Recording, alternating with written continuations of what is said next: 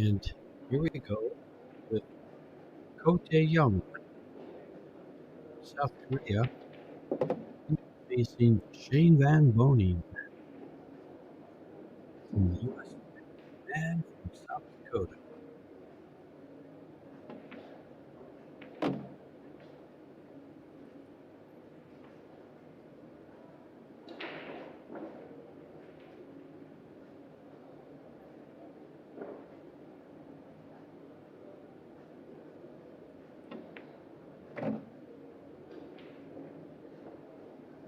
This young man comes in at a 747 cargo.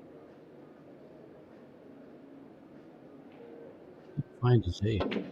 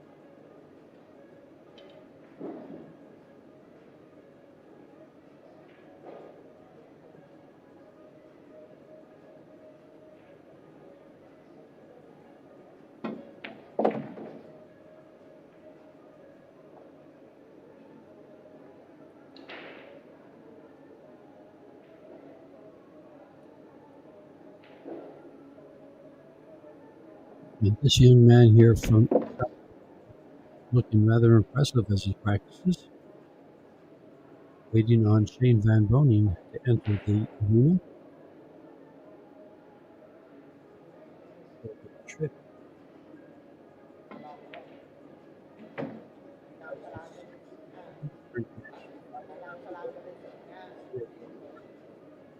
Winning 6 consecutive racks.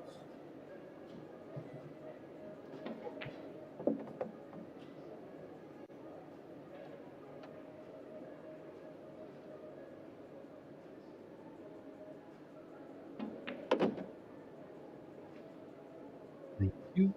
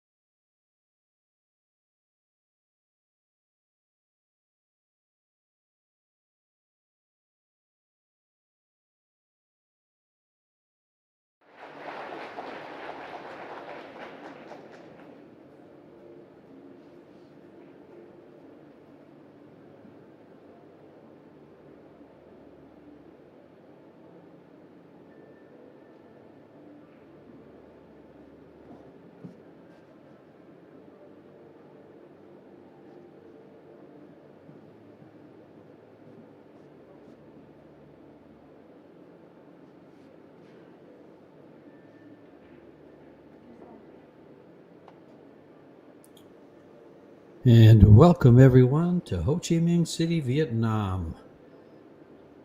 $425,000 prize monies, 3 events. This is day 7 for this 10th year of the Predator WPA Men's World 10-Ball Championship. $250,000 worth a prize fund, 96 players, vying for $70,000 first prize. This is one of the most prestigious titles in the pool. And we're down to the final 16. In this match, we have the man from South Dakota right there with over 133 titles on a quest for his first ever World 10-Ball title. And then the young man from South Korea, Kota Tayong. And not too much about him, but he's getting ready to go and face one, if not the best player in the world.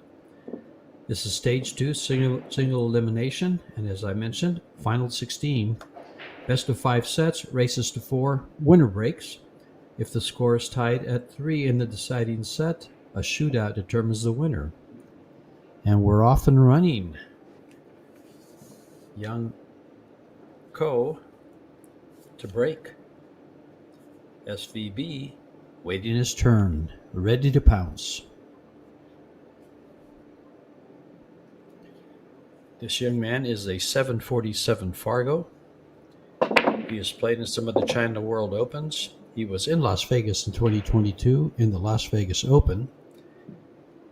And he was in the final 64.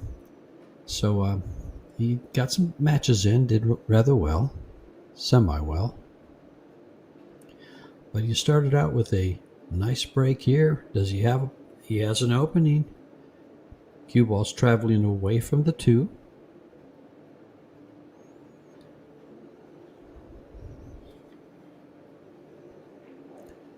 So I'll have to find a way to get position on the 2 and get ready for a safety. I don't think he'll be able to play anything offensive after the 1 ball. Especially if he gets behind the 8. He didn't. Now he's got a combo on the 2 ball or a safety. The 2-4 lays fairly well. Shoot it with a little bit of speed and have the 2 ball come towards the side pocket. It should end up with a playable shot. But these guys like to play safe. They don't like to take any chances. Shane has been playing. He's playing very well. He's focused. He wants this title.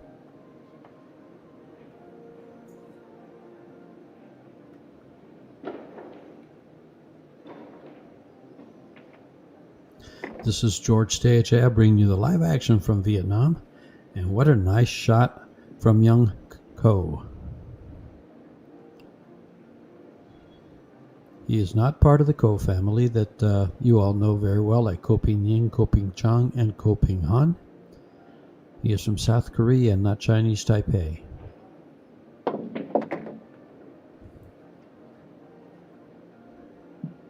Watching him warm up, he plays very well. He got here by defeating Christian Marva from Slovakia, Denis Garabe, a true champion, from Estonia, and Mateusz Negoki from Poland. And then defeated Jeff DeLuna in the final 32 to face Shane Van Boning.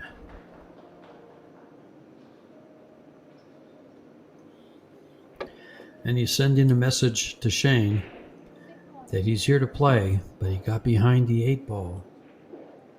And you know the old saying, behind the 8 ball's no bueno. Jump shot on the 6.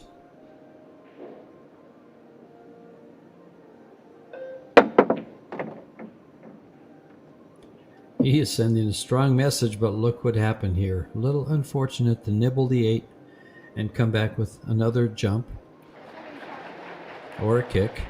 I don't think he can see the ball. And we are in Ho Chi Minh City, Vietnam, and we have some fans here that like to let you know that they appreciate what you're doing on the table. They are loud, proud, and knowledgeable. He's going to find the 8 again? No. So Shane comes to the table with 4 balls to win the first game, the first and opening game.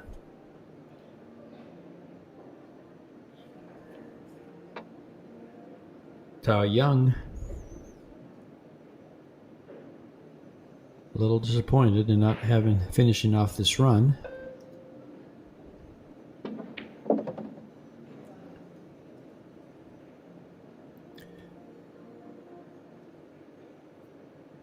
And he'll be coming around 3 rails to get on this 9 ball, or he just might go 2 and play the 9 to the corner. More than likely, he plays it to the side. Playing it to the corner, he can just follow it down for the 10. But it's such a big landing area for good position that it's hard to turn that down.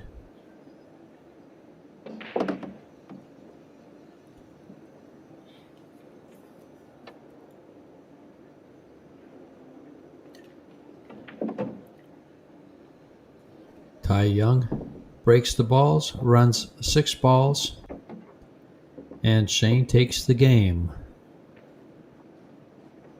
1-0. The players are on a 30-second time clock. It's 60 seconds after the break to plan their attack, and then 30 seconds a shot, and they have a 30-second extension, 1 player per rack.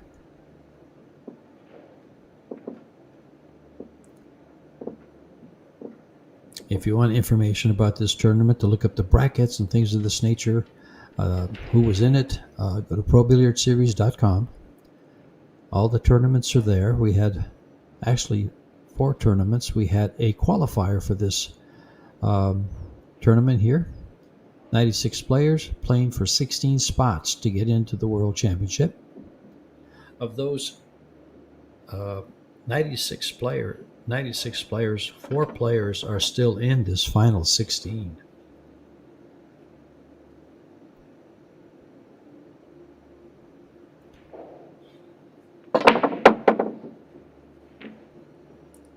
You know, it sounds different when Shane breaks the balls. I'm telling you. You hear all the other players hit him, and there's a loud smack, but when he hits him, it just sounds different. Either way, it's a dry break for Shane.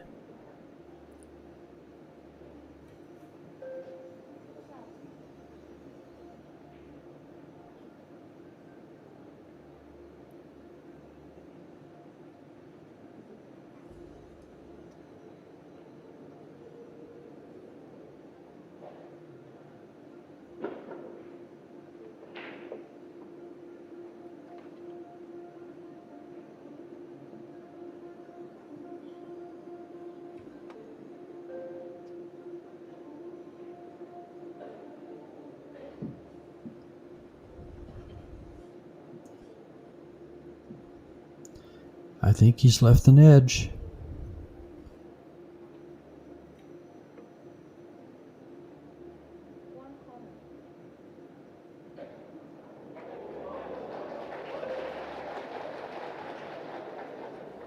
And that gives you an idea in the background as to the fan base here in Vietnam.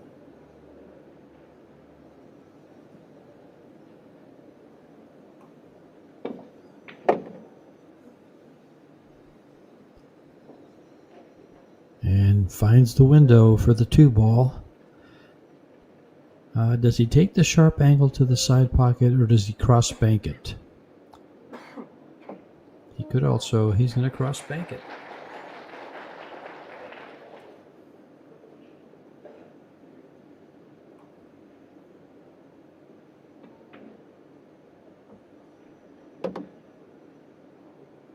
And plays nicely to get on to 3. Can he stroke undisturbed off that 7? Off the 5 ball, excuse me. Well, the applause you're hearing in the background is for the other table, because you have Duong Quoc Hung from Vietnam, one of the best player in Vietnam, playing Aloysius Yap. And he has a lot of support. When he plays, Vietnam watches.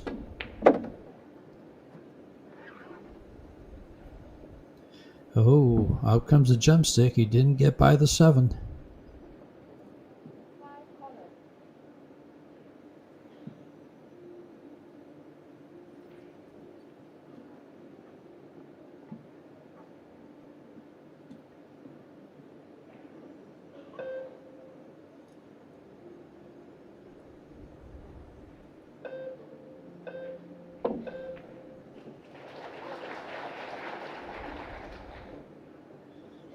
And as you can see, Shane's not going to take any chances.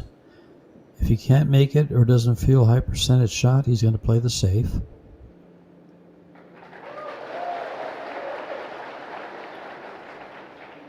Yeah, when you hear that, you know what that says? It says, "Welcome to Vietnam." Vietnam has more pool halls in this country than probably any 5 or 6 countries put together. Maybe half the world. And I'm telling you, their pool halls, 2-story, 120 tables, 75 tables, nothing like that. The U.S. cannot compare.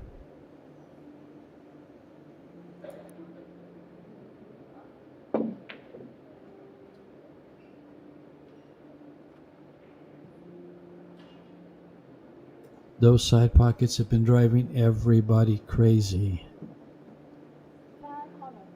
Take a good look on an overview and see how small they are compared to other tables.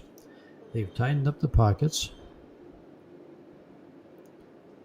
And these players have to play great shape for the side for 2 reasons. They're hard to pocket in, and you need the right angle to move to your next shot.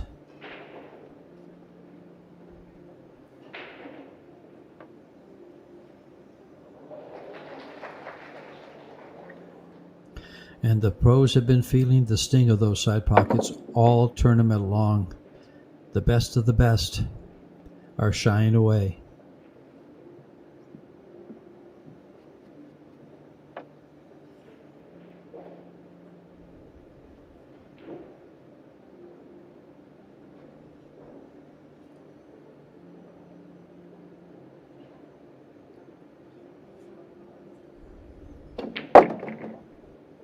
I mean, Shane needs no introduction. He has 133 plus titles. He has 5 U.S. Opens, 5 international world titles. He has countless U.S. Open 8-ball, 10-ball, and bank pool, countless Derby City wins, and one of his favorite tournaments is the Texas Open in Round Rock, Texas.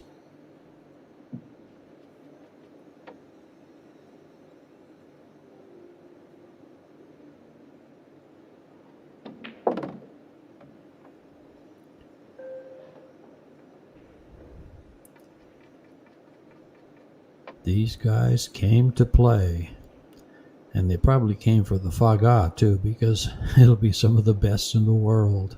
One of my favorite soups. Is it going to come down enough? Yes, sure does.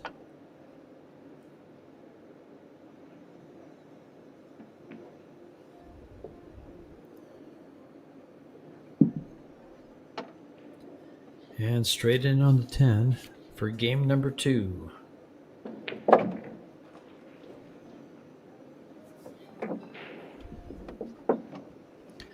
One safety in between. Shane pockets all the balls. Your referee from the European Pocket Billiard Federation is Lynn.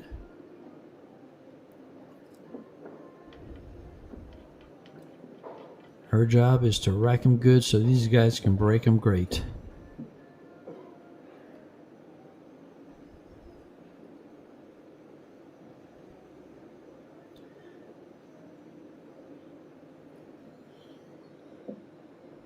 And here comes Shane, game number 3.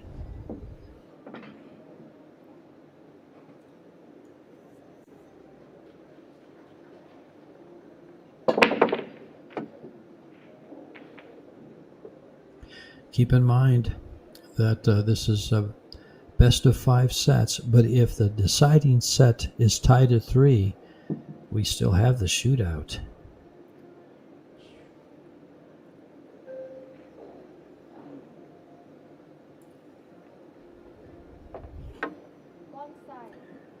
In the final 32, there was 2 players with Fargos under 750.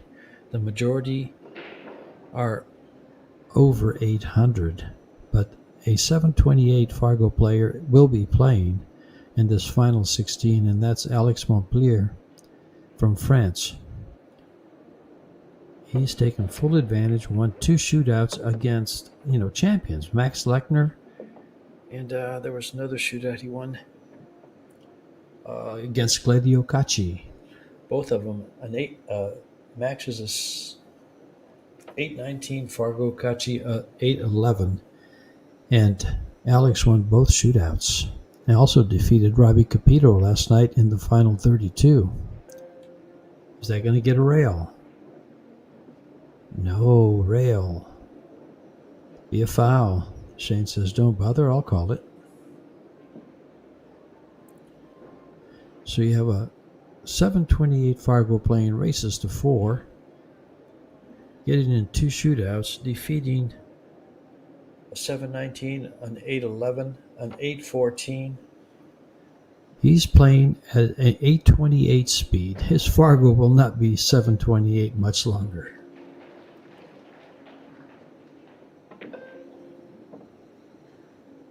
Oh, with ball in hand.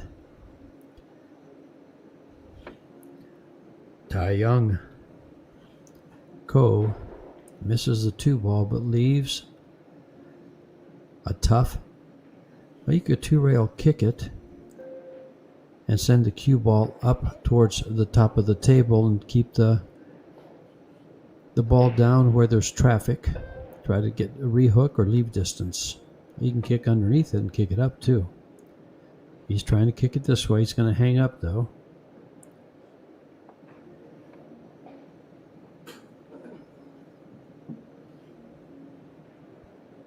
Shane hit that pretty good.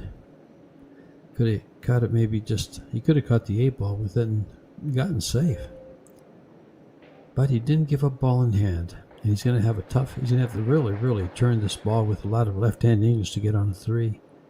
Or he'll run into the 8 or the 4.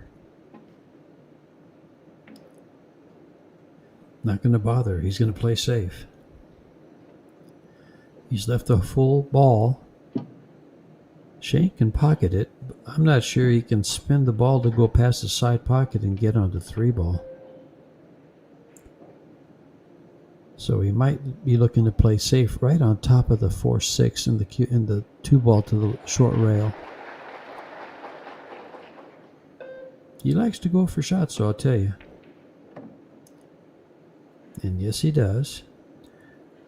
Side pocket. Careful. A little bit harder, and it's taking a dive.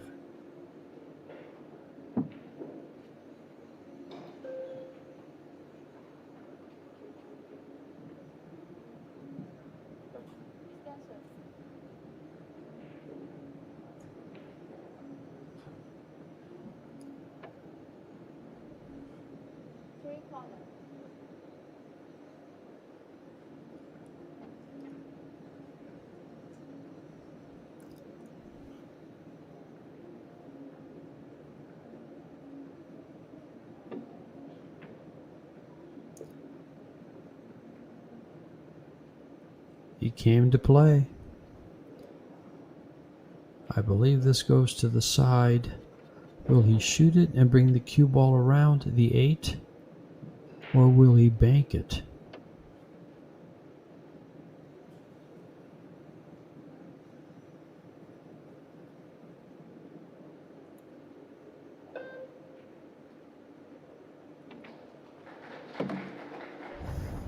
He says, I don't care if these tables are small, if these pockets are small. The ball's only 2 1/4 inches. The pocket's 4 1/2 maybe. Maybe a little smaller. So, plenty of room.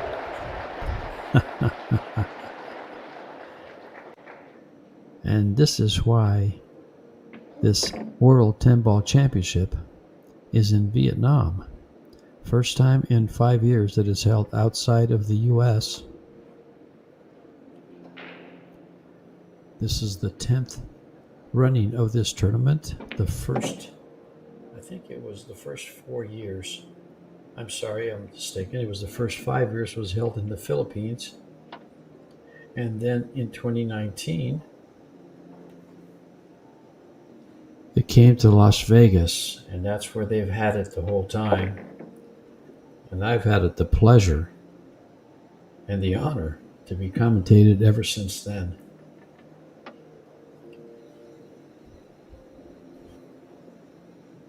Yeah, first 4 years were in the Philippines.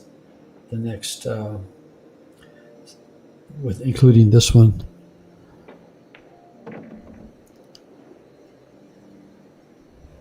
we're in the U.S. and now Vietnam. Game number 3, this 10 ball for a 3-0 lead in a race to 4. Dead center, nothing but net. Shane takes a 3-0 lead. And this event is being played as you watch this rerun of the rack. Love this feature. On Predator equipment. The Predator arc table, which we don't have in the United States yet. They've been using it for the Euro Tours and all around Asia and Europe. It's a 3-piece league table, so it's great for the home. It'll fit in your house. The Predator Arco balls rolling on the Predator Arcadia cloth. And of course, you can see everything because of the Predator arena lights. And right now you can see Shane is in tune to what he's doing. He wants this title.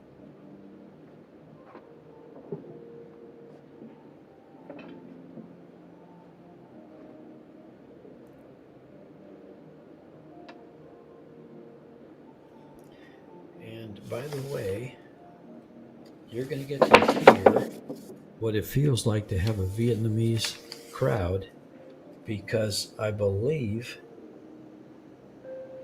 Shane and Hong will meet in the very next match in the quarterfinal. So Shane wins this, and he will meet the Vietnamese champion, and we'll have a crowd like I don't think you've ever heard of in the United States.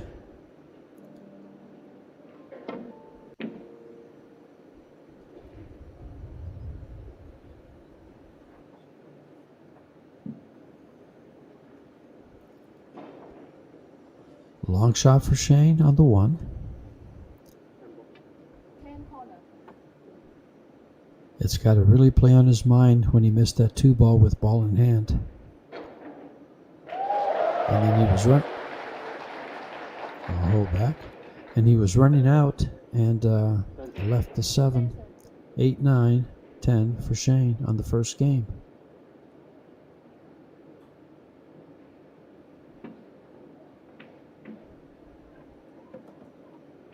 And these are WPA rules. The 10 ball does not count. Early 10s do not count, nor on the break. The ball will be respotted.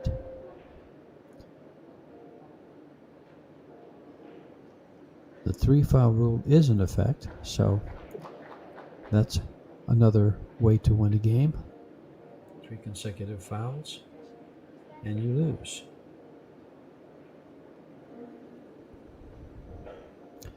The beauty of this format is like tennis. You have sets, and 3 out of 5 wins it. But an added twist is the shootout.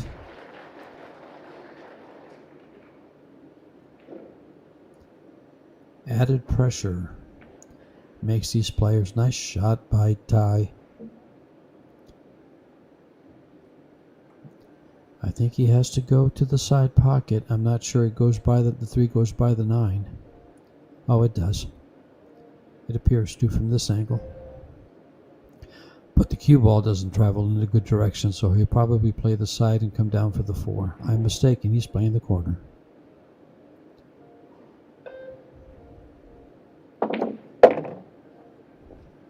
And playing it well.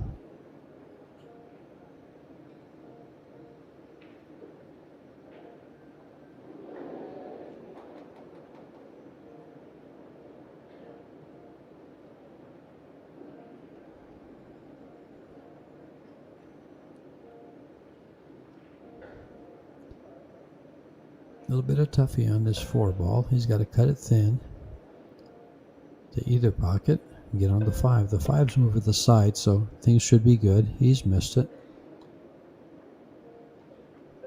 And if this young man doesn't zero in on these shots, Shane's going to have a field day.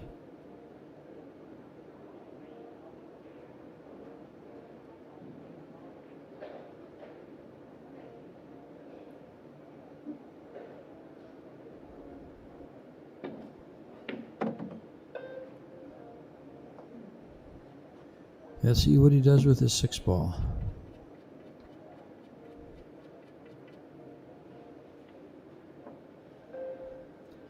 Good play for the bank on the side. I doubt it. He'll probably play safe. He doesn't want to give up an easy run out. With more balls on the table, his opponent is less likely to get out. Only Shane. What a shot. If he can't cut this, this could play off of the 8.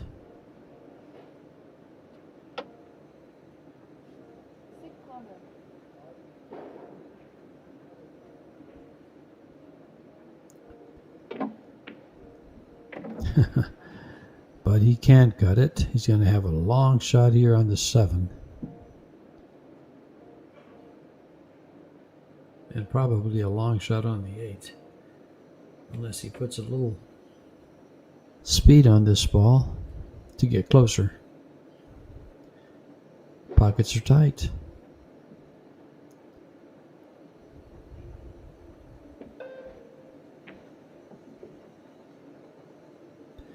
And the softer you hit him, the bigger the pocket plays.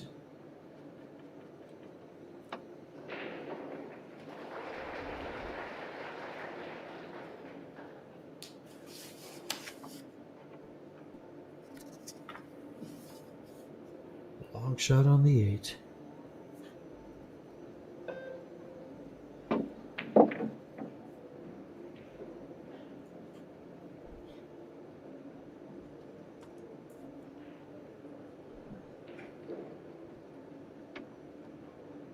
Tough to get back for the 10. Is he going to elevate and bring it back? Yes.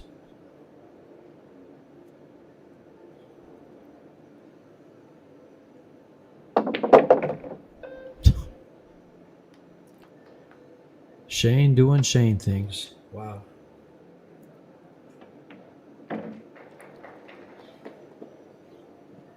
And that's set number 1. Shane takes that set in 30 minutes.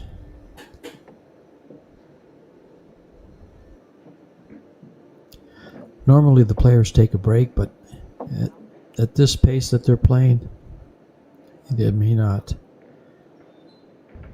Both players entitled to a break.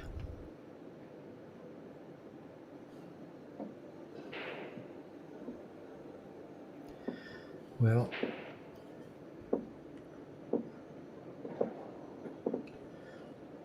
as I mentioned in the introduction, there was 3 tournaments, actually 4. We had a box billiards mixed doubles, and that was won by the fillers, and we're going to break. Co went on break, so we had the box billiards mixed doubles won by the fillers. We are having, and we'll be having the final coming up later this evening here at Vietnam at 8 p.m. The Poison by Predator Saigon Women's Open, 9-ball open. 64 of some of the best players in the world battling it out, and we are down to 2. Rubelin Amit from the Philippines and Tu Cheng Wei from Chinese Taipei. Wei Wei and Binkei battling it out, both undefeated, so which one will take the title? And then we have this Predator WPA Men's World 10-Ball Championship.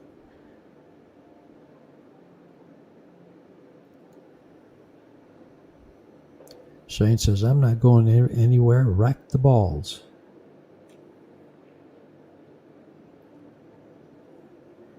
Little history here on this event.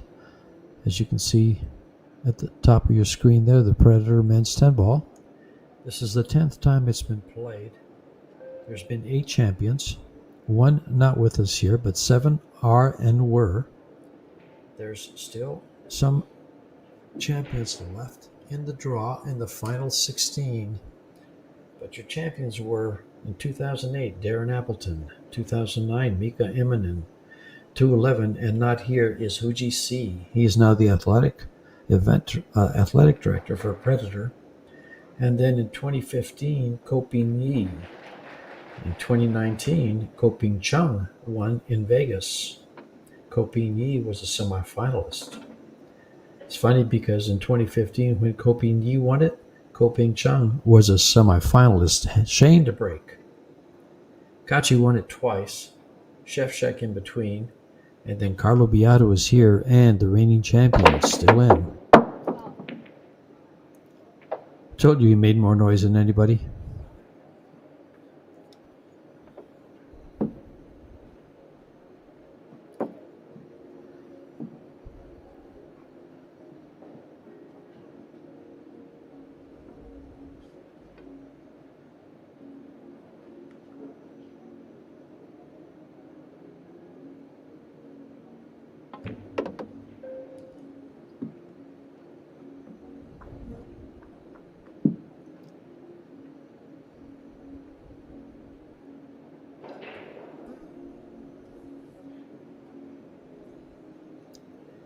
Another look at this young man from South Korea,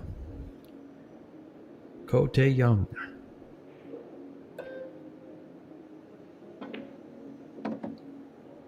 He made the quarterfinals to the All Japan Open in 2024.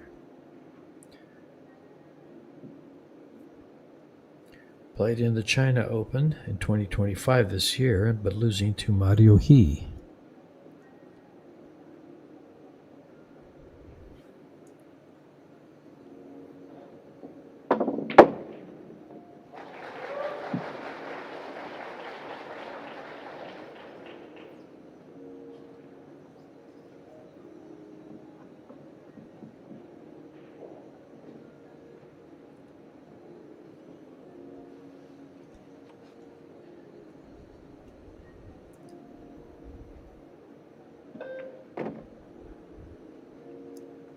Can this young man settle in and make a match of it? He plays good enough. I was watching him practice. He should be out with open tables like this. But there's one thing this format does provide and challenge the players with, and that's called pressure. This format puts a lot of pressure on the players, especially come the shootout.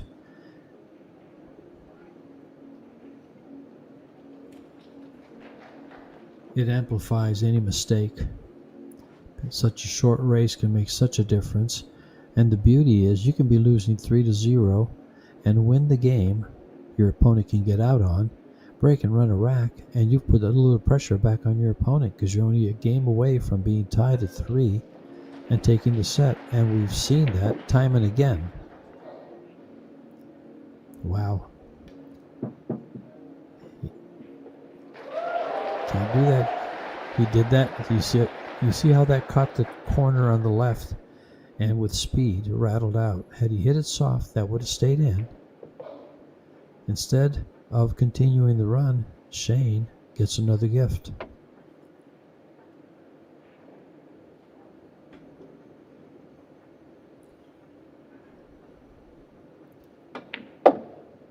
These guys are breaking from the rail for 2 reasons. It's a hand rack, and it racks very different and breaks a lot tougher than the template rack. With a template rack, you can predict where the balls go. You're playing the 2 balls behind the spot into the side pockets. With a hand rack, some of those balls will go depending where you place the cue ball. Breaking from the side, you're playing the 1 ball in the side and taking your chances on getting safe on the 2. Getting a shot on the 2.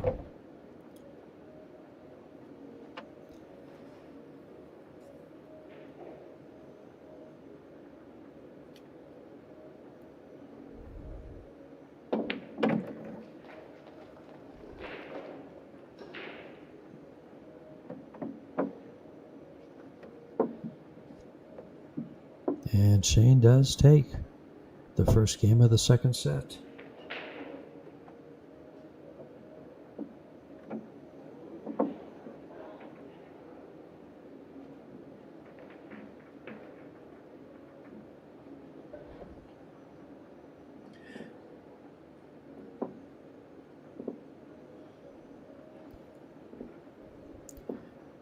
Guys, when you go to ProBilliardSeries.com, look up October in the events.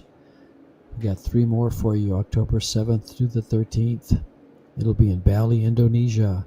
And that man right there will be trying to win his second World 8-Ball title. There will also be a Women's 10-Ball World Championship. And you're going to have the first ever men's mixed sorry about that, men's doubles. In fact, Shane will be paired with a young man out of Phoenix, Arizona, Nick De Leon, in that mixed doubles.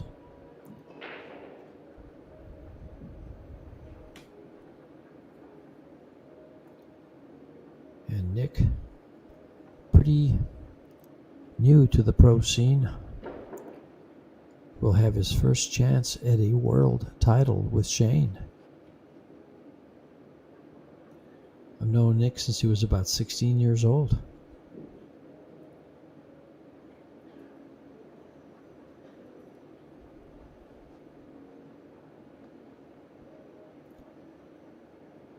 He's going to have a hard time getting away from the 8 and 6. So he's used it to get position. And he's come a little too far. Look for the cue ball. Oh, maybe not. He might not be able to see it. I was going to say look for the cue ball behind the 10. But, oh yeah, he can get there. Thought the 4 ball had him a little bit. Well, maybe the 3. Not quite. And those are the things. There's the difference between a 747 Fargo and an 846 Fargo, which is Shane's Fargo. The 846, the 800 would have him up against the 10. No jump cue. You got to find a kick.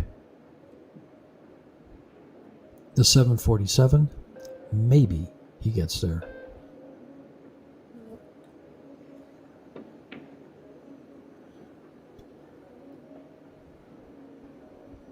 And if you're asking, how did this guy get this far?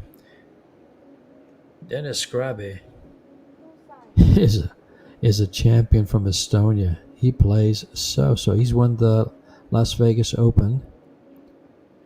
Dennis Grabe has won quite a bit. He's a great player. Mateusz Negoki from Poland, same thing. I mean, they're not at the level. There's a nice shot. Not at the level of some of the really, really top players, but they'll beat. Shane has to be careful. These guys can play. And by defeating those two, that tells you he can play. Even Christian Marva from Slovakia plays very well. They'll come to your town and just have a field day. You guys can have the 5 out.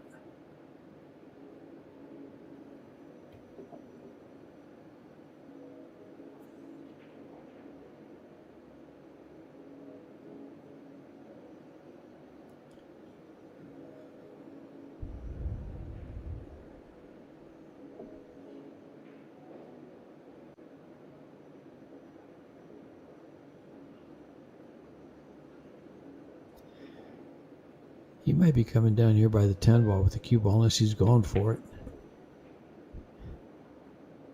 Yep. Oh, he didn't quite get there, but you see the difference of the shot that Ko just tried to play behind the 10 and the shot that Shane played behind the 10?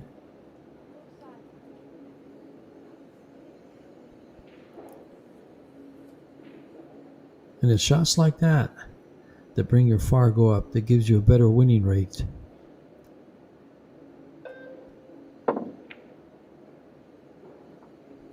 There's a good shot, but it's going to leak and sell out to the side pocket. See again. Oh, no, he held it. I think it was enough. Yes, it was.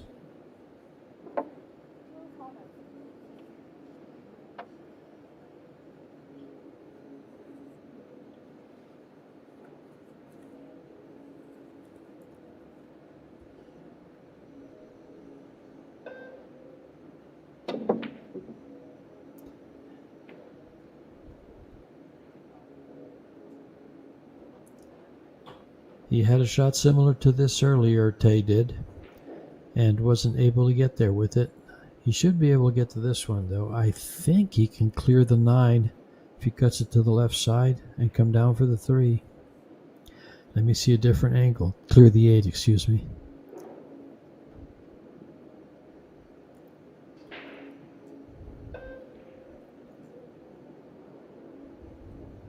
Yeah, he's using 2.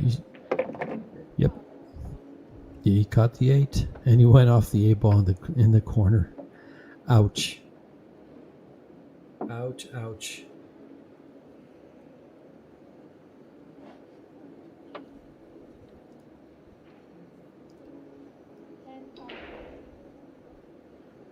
I have a feeling a certain young man from South Korea is starstruck. Pocketed the 10 ball. It's not a win. Now the sweet thing about it, that when they have the Las Vegas Open in Vegas and they play this format, the 10 ball is an early win, except on the break. But WPA rules does not allow it. It's true 10 ball.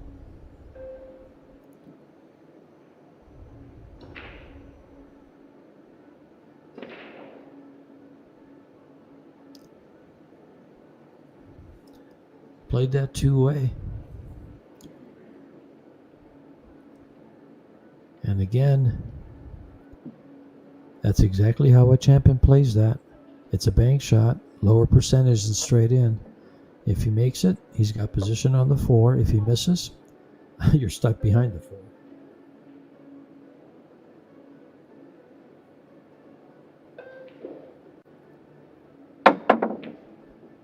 Nice jump. It might get behind the 4. Ooh, I don't think so.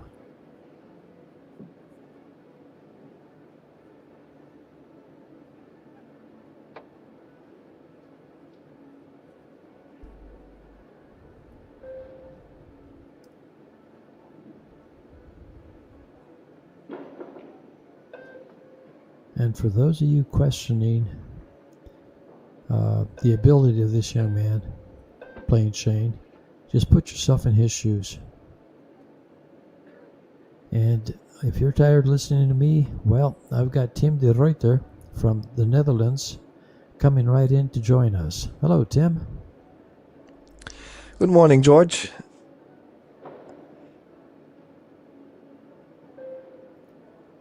First time I see this young man playing, actually. Very curious what he can do against arguably one of the best players on the planet. Must be a lot of pressure for him. There is. He has opened up the first rack by breaking and running 6 balls and getting and then missing the 7, and Shane cleaned up. And as you can see by the score, Shane has continued to clean up. He's had some misses. He is definitely starstruck. He has the ability to play out of it, from what I've seen. He did play in 2022, Tim, in Las Vegas in the Open. And he has played in the China, and actually was a quarterfinalist in the All Japan Open. So... And, he's had some good results over the week. Sure. He sure has.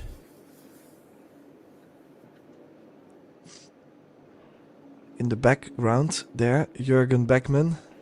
I don't know if you spotted him already. In the white shirt? In the black shirt. I don't know him. On the left. In the black shirt? I don't know him. Oh, Beckman from owns the Billiards? Yeah, Beckman Billiards from Germany. Okay, yeah. Yeah, I didn't know. I hadn't noted him. Oh, yeah, on the background now you can see only his black shirt and his key card, but we had a different view earlier. Well, he is on his way to get his first rack on the board for this match.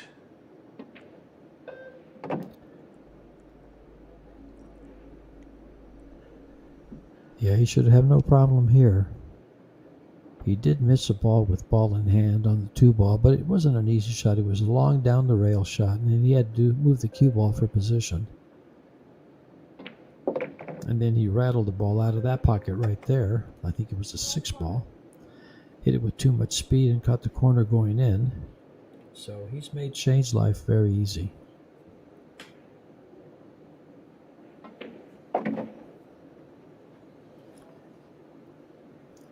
And on the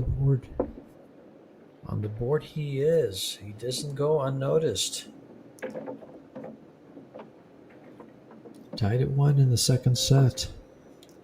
Now the beauty of this format is, yes, the young man lost 5 games in a row. He's down 1-1. He was down a game on the second set, but if he wins this set, they're dead even, 1 apiece. 3 out of 5 sets. So he only has to win 3 more games to get on the plus side, or to be even, excuse me.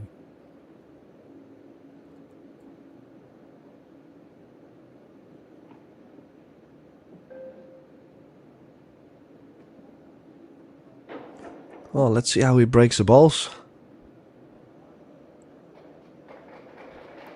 And Tim is our pro player from the Netherlands, so he'll walk you through the shots, and I'll talk you through the BS. Well, you do play. Oh, almost scratched the cue ball there, straight in the corner. Yeah, I think I'm late for league tonight. I think so too.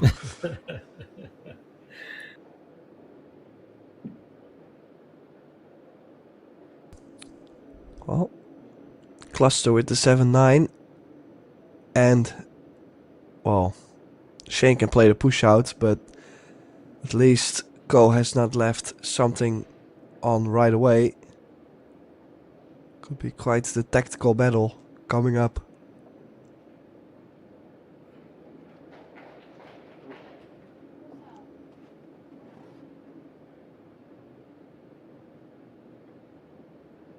Gonna leave a long push out here, a little window. No, May took the window away. He might get this back. In fact, he should get this back.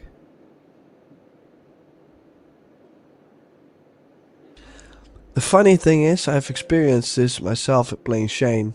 The funny thing is that he's gonna push to a super difficult position, and you're gonna stand there and go like, okay, I don't like it, I want to give it back, but I'm very sure that he pushed to this position for a reason, and he already dropped down to play the safe, Shane. So he did have a plan. Well, that's why you play a push out. You challenge your opponent with a shot that he can't make, and you can. And you can see there, he can go rail first here. I think the 4 ball, he might have room by the 4. No, he doesn't. He might be straight in. Can't tell by the side. Yeah, it's very close. Still think he might not have enough though. Well, looks like he's going for the super draw. He might have enough. No. Yeah. Off the rail.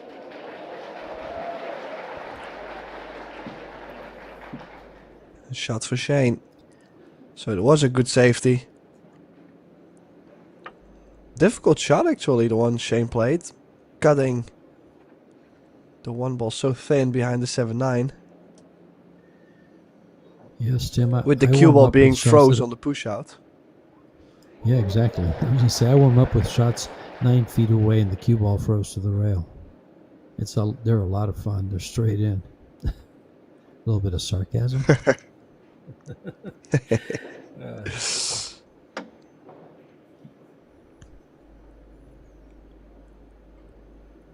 Well, it always looks very easy when you watch, or when we watch. But I don't think some people realize, for example, the safety he played on the push out, how difficult that hit actually is.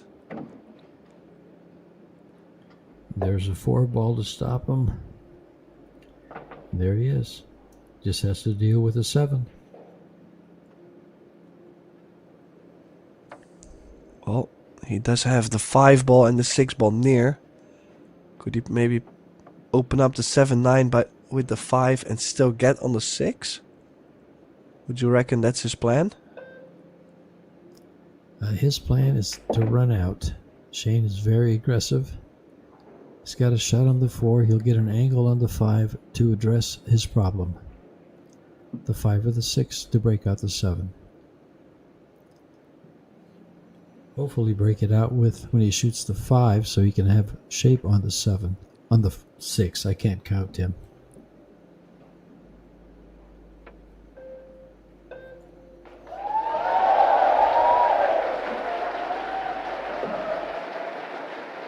Yeah, if he gets just to the left of the 6, he can follow up and go into the 7, follow into it, or get on the opposite side and go into it from a rail or straight in. Let's see how he handles this. Live and learn. Yeah, I like to play the 6 in the same corner. Just needs... Oh, might have liked a slight bit more angle on the 6 ball. You might be able to still play like a forceful stun draw to still get it, but big stroke. That's what he's played. Does he get on the 7? He does. What a shot. He does.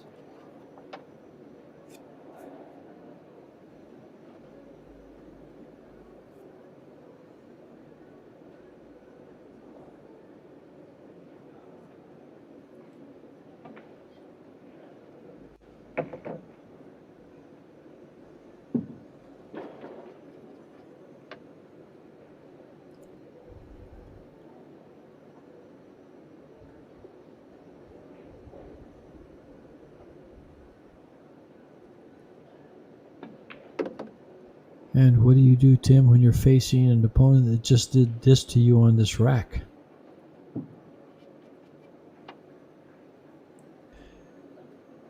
Yeah, well, first you have to wait till you get something.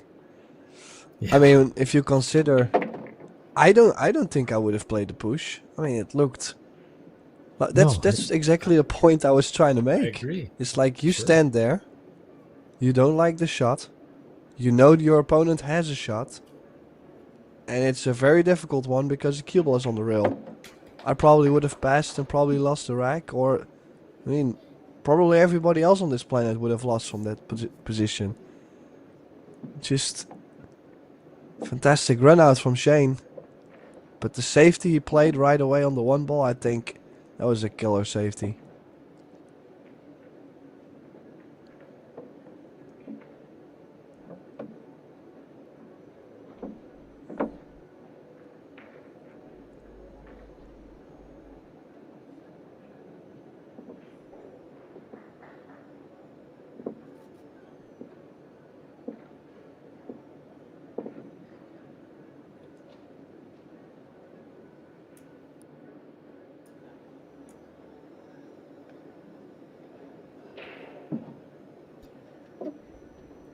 Fourth game. Second set. Shane to break. I like pointing out the obvious.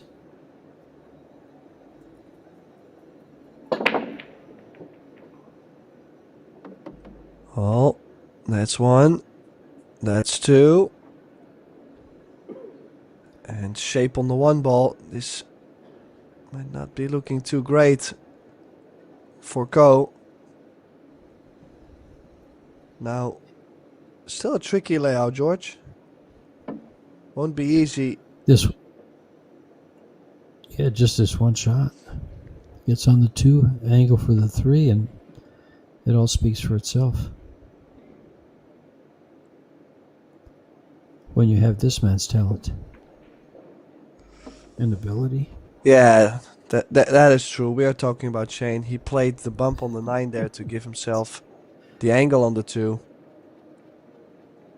I was a little bit worried to maybe get too straight on the 2 ball and not being able to cross over to the 3.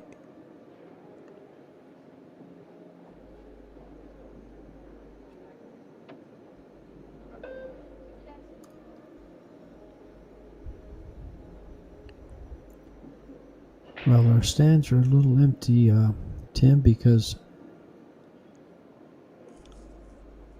Hong is playing Aloysius Yap. on table 1. Yeah, that's another cracker of a match.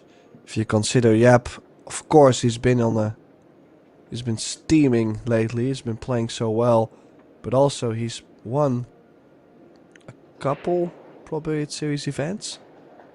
I know for sure he's won the Michigan. I think he's won 2. And this year he's won just about everything he's played in.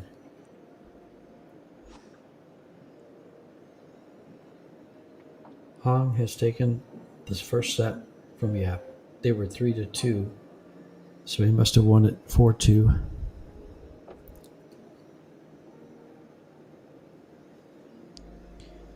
Well, unexpected miss from Shane. Was trying to judge the cannon on the 4 perfectly, probably. Misjudged. Good jump from Ko. Barely survived the scratch. I was mistaken. Hong defeated Yap 4-3 in the first set.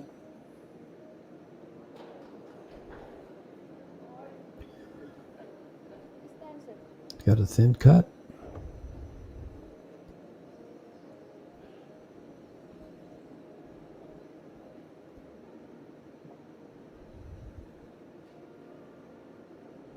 Remember, you're on a time clock.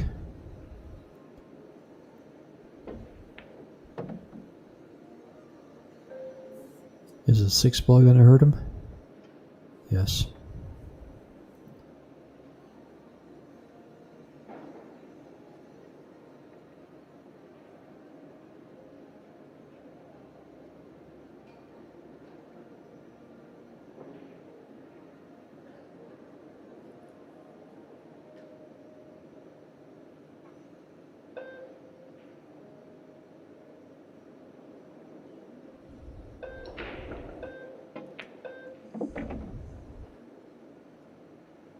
Well, I have to say, this young man looking very smooth around the table.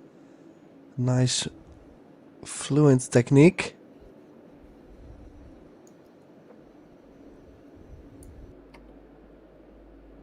He's picking up the pieces Shane left.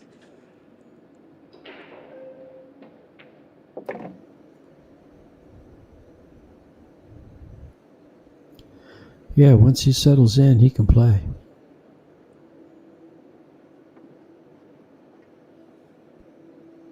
And if Shane leaves shots, he'll deliver. But right now he's a little bit starstruck.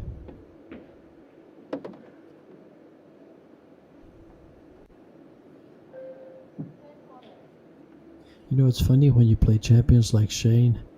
Sometimes they can make you play like a champion, and sometimes they scare the living heck out of you. And that elbow gets so tight.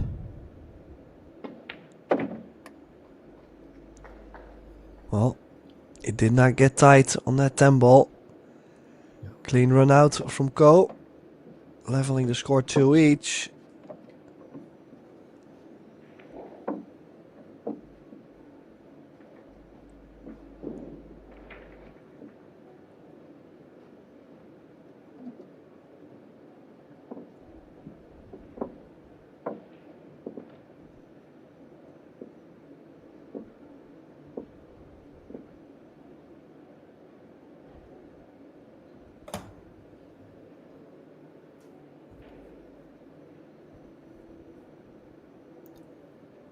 There's a list of Shane's sponsors.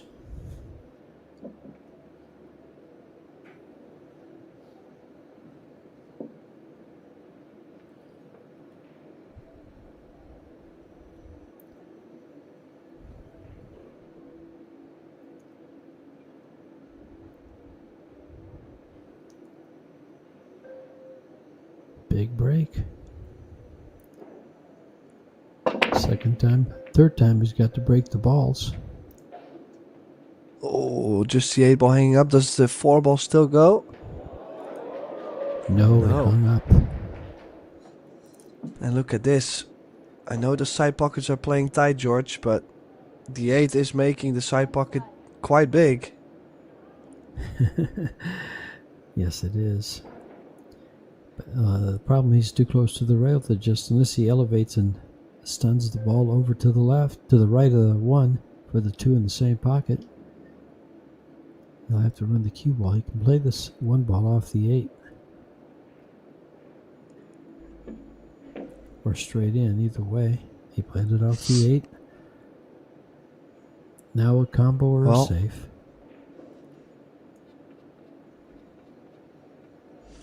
The combo is...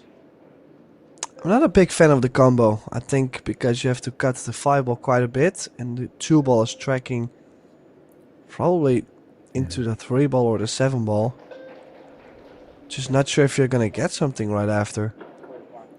Yeah, the safety is pretty standard off right behind the 8. Real soft. But the combo, you're all in when you shoot it.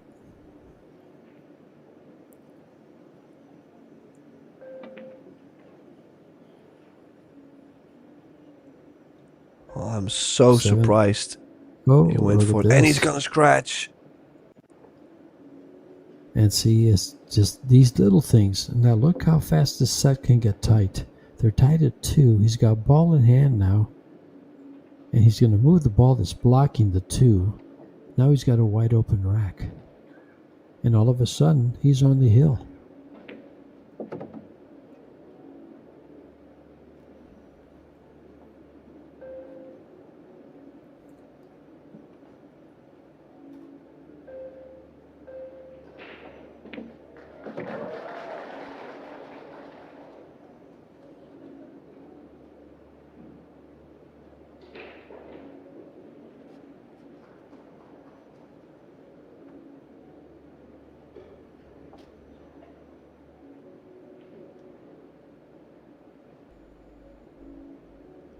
Well, I have to say, things not looking too difficult. Just gotta make sure he doesn't leave himself too big of an angle on the 7 to possibly play the 8 in the top right corner. Yeah. Of course, still could go 2 rails to the 8, but it's always nice to keep it simple. I think he does have a pretty nice angle on the 6 to run into the line of getting straight.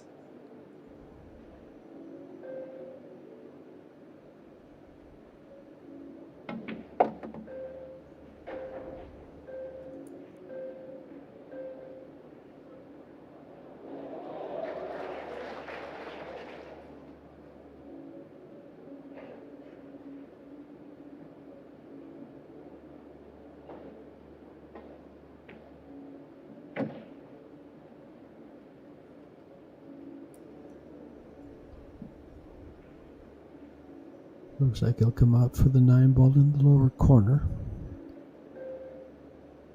Just play this long shot, make it. The shape is natural.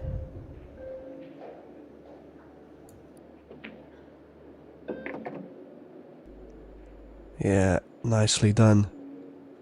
Perfect on the 9. He's gonna get on the hill in this second set. Go.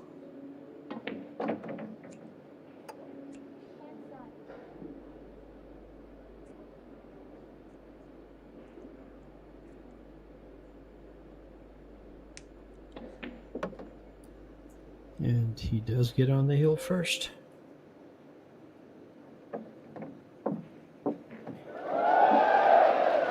He's made balls on the break, so he can be effective here. He's got to do what he has to do. Take down the first set.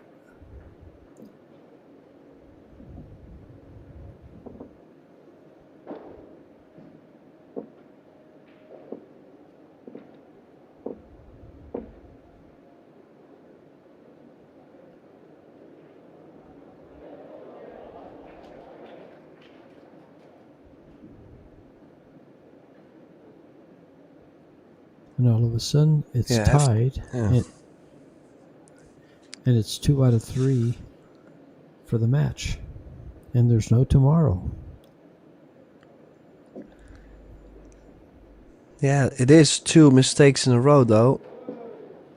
the 3-ball Shane missed in the previous rack, and then now the combination. I'm still surprised he went for that combination.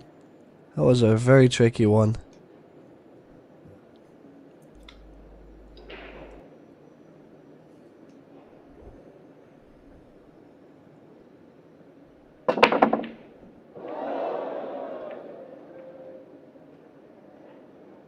It looks dry.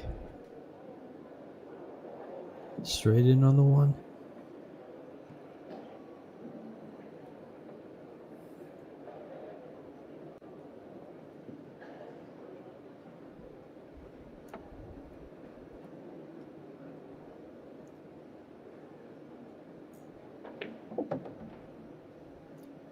Pretty open run out. Well, he did leave himself a slight angle towards the 5. He's still able to sneak, to squeeze the cue ball by the 5-ball to get on the 3-ball. Maybe with a lot of spin.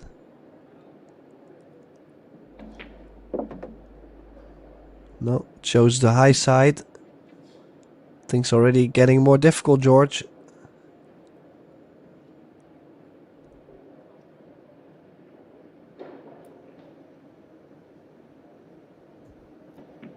O E of little faith.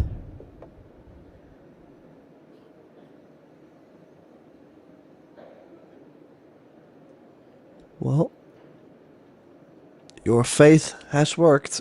You managed to make the 3-ball. You did get on the 4-ball. Maybe short side. No. Oh, he's gonna hit the 8. That's trouble. Just surprised. Could he not play? Just tap the 4 in and take, well, maybe a little bit more difficult shot on the 5.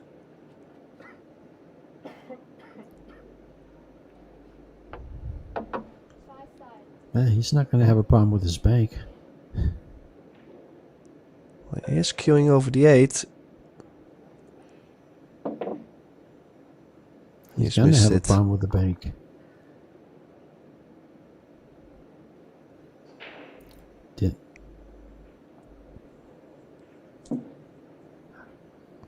He's going to have to cut it in the side or back cut it. Yeah, I do like the cut in the side, low left spin, 2 rails to the center of the table. It's not easy though, the spin can get you. Yeah. And you're so trying to bring the cue ball around 2 rails. Easy to miss. Do you like shooting it with speed? You like shooting it with speed and going 3 rails for the 6? The 8 ball's plays big, but I think I'd rather take that chance and spin this ball. Yes, I don't mind it. Oh, he's played safe, yeah. Safe. Still overall the cut. I was not too convinced on the cut. I probably would still have gone aggressive, but this might be a better option he's played. The beauty of pool. 3 different people looking at the same shot. You're going to get 3 different shots sometimes.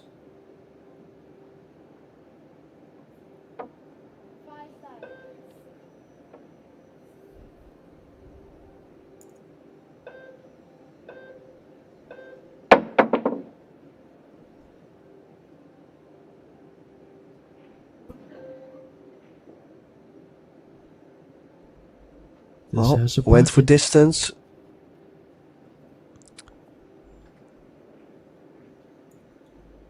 Just where is he going to get the shape on the 6?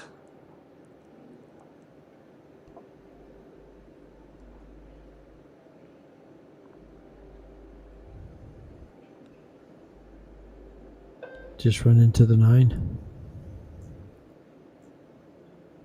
Or slow roll it, and it's also a 2-way shot. The 7 and the 10 play.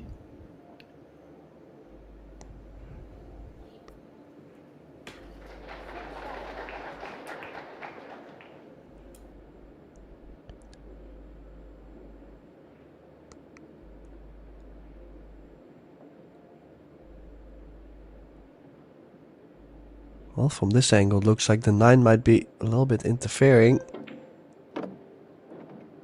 It hasn't. He's on the 7 ball. This is to win the second set, George.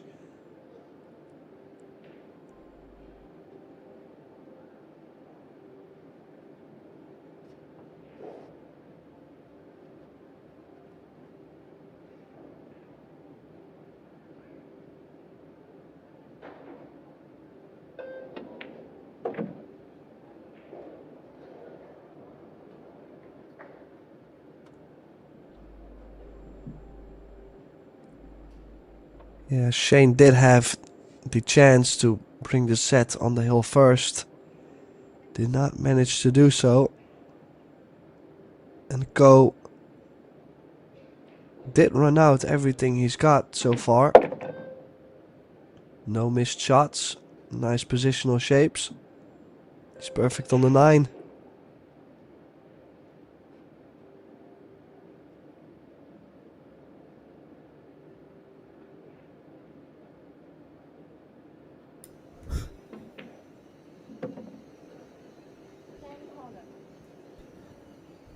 This will be the second set in this tournament that Shane has lost or will lose when he pockets his 10.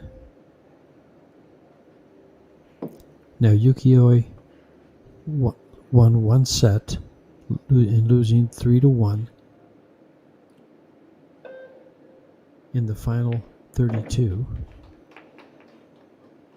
And then the other 3 matches he played, Shane won 2-0, 2-0, 2-0.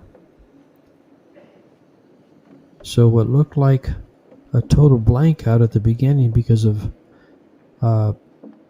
TKO's errors, maybe he was just hustling Shane, lulling him to sleep, and now he's at the table. Tied in sets. Let's find out if he can triple KO Shane in this match. He needs 3 sets. He's got 1 of them.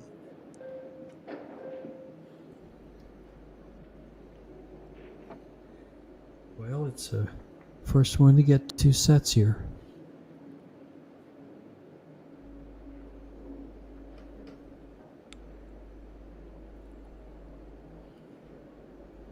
And as I mentioned earlier, Shane's on a quest. He wants his title. He does not have a World 10-ball title. He has, I think he has, well, he won the 10-ball U.S. Open 3 times in a row. He's probably won it another 2 times, I'm guessing. Let me look it up. But I think he has 5 U.S. Open 10-ball titles.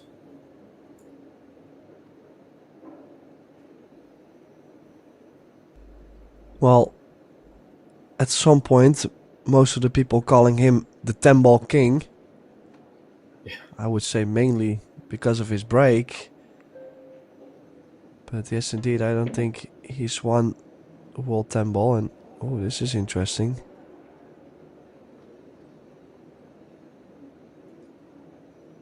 Not too sure what he's really played for there.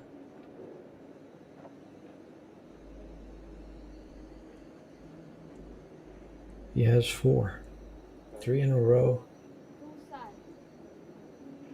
from,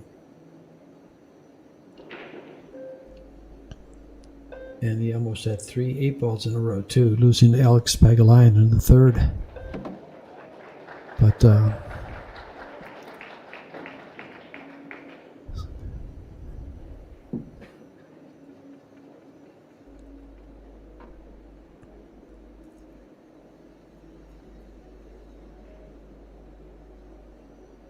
Shane was inducted into the Billiard Hall of Fame, Billiard Congress of America Hall of Fame last year.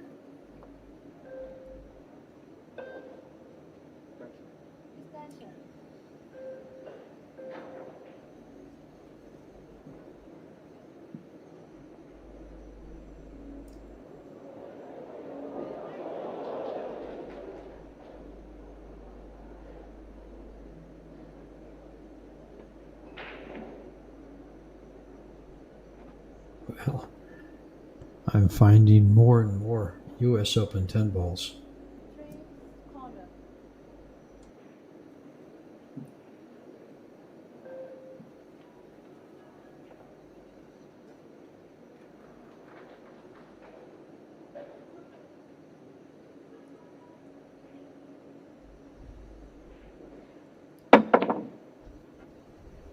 Oh, he's missed the jump. That was a reasonable jump. The shot is on the 3 ball. Just the shape to the 5 ball, George. That is going to be quite a challenge, I would say. Or does he go aggressive now? Maybe run into the 5 with quite a lot of speed. The 4 is in front of the side. I think that's what he was trying to play. Caught the 10 ball first.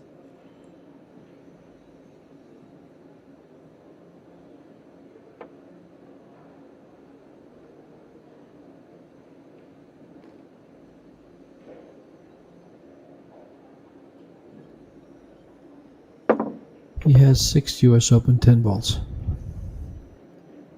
It takes a while to go through all his accomplishments and titles.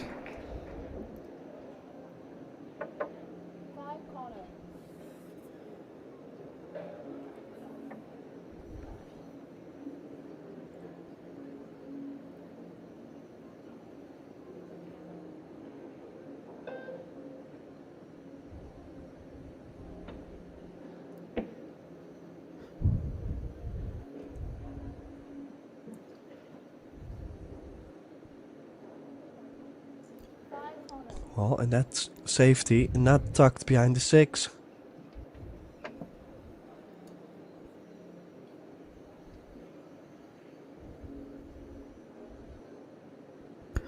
Jump shot. Position on the 6.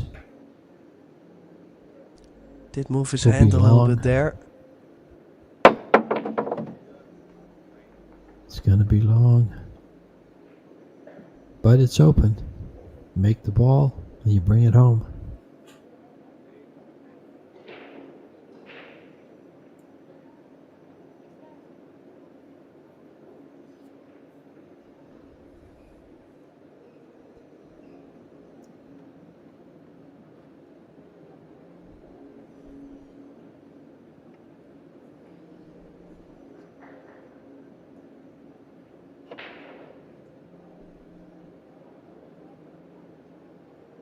You know, from this angle, that 10 ball plays pretty big to get on the 7. He's got to focus on making the ball and come 2 rails towards the 7. Yeah. Yeah, that was easily missed. Yeah, I had a feeling.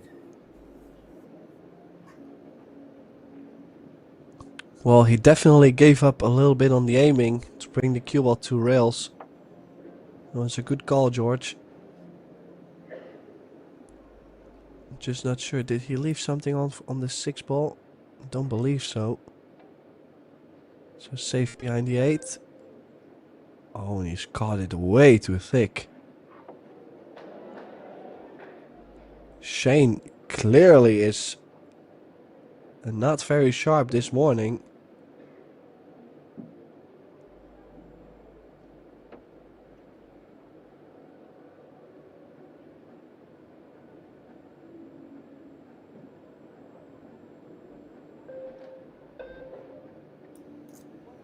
This is a little bit of a tough shot. Got to back cut it. You can hear the clock ticking away, down to 2 seconds. And that's why it was tough. Yeah, difficult to control the 7 ball on that bump. To judge the cannon. No bank to the side available. So probably he's going to cut the 7 to the top short rail. Could bring the cue ball behind the 8.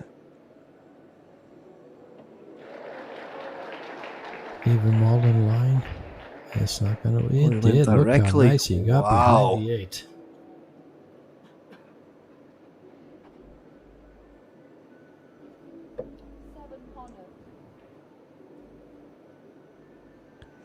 I mean, Go is really doing what he's supposed to do, though.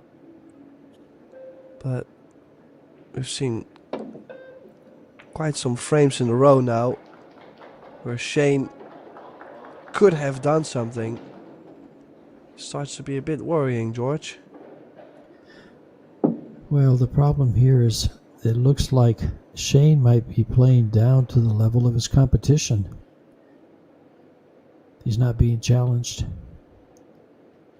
but he's down a set. If that doesn't challenge you and slap you in the face, I don't know what does.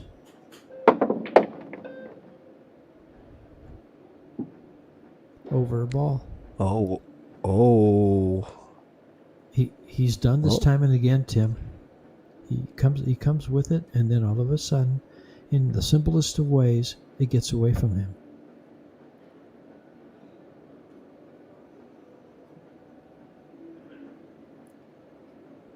Well, is he going to force this forward, or is he just playing safe? He is just playing safe. That might not be good. Oh, the 8-ball just stopping by the corner. It looked for a second it was gonna leak. Yeah, what are the odds Shane takes on this straight back? Well, I was gonna say quite high, actually. Yeah, that's what I'm saying. Oh, he likes to play banks. Oh no, he's not He going turned to. one down. But what did he play? He was playing safe behind the 10. He was lining all 3 balls up. I see the shot. As soon as he played it, you could tell that was kind of obvious. But he hit the 10.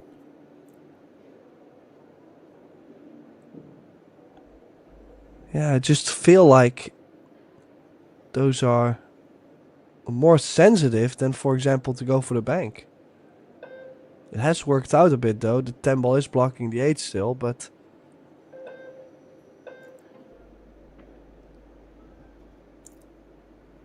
And he's using the 10 again, trying to get behind it. Not quite. well, the cross side is not on as far as I can see. So we're probably gonna see Shane cutting the 8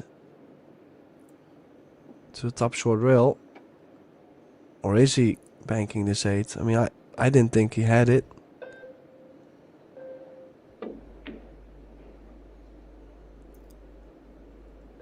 Perfect Well, speed. we might see something aggressive. Could go for a carom on the 9.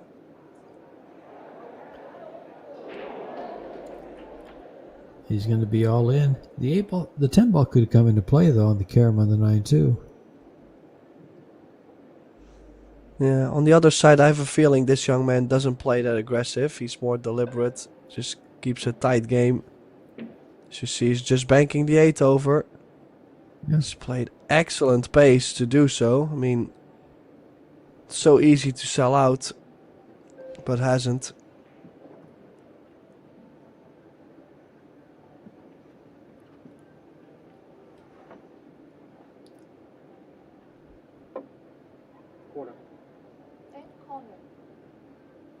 He appears to be cutting at this 10 ball, at this 8 ball.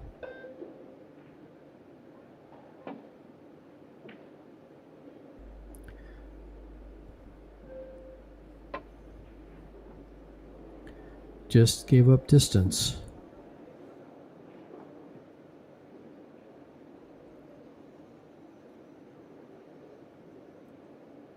And from what I can see, distance will be his friend.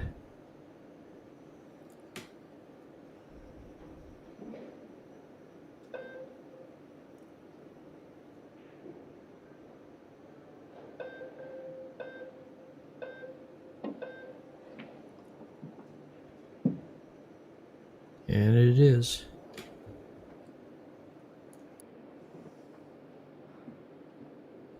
Well, one of the few shots he took on and missed. I haven't really seen him miss too many balls overall. But this one was tough.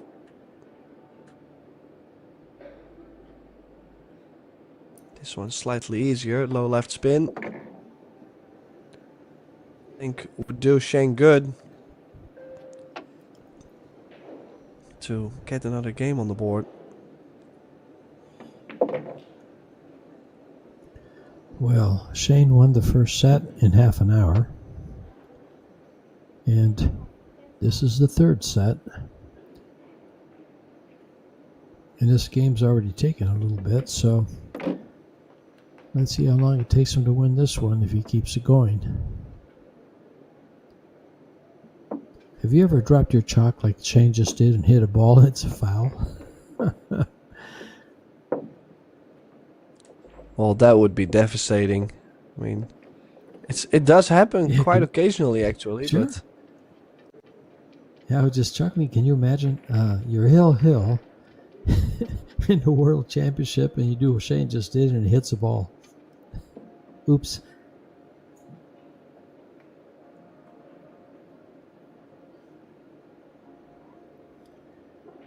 There's a saying for that in Spanish.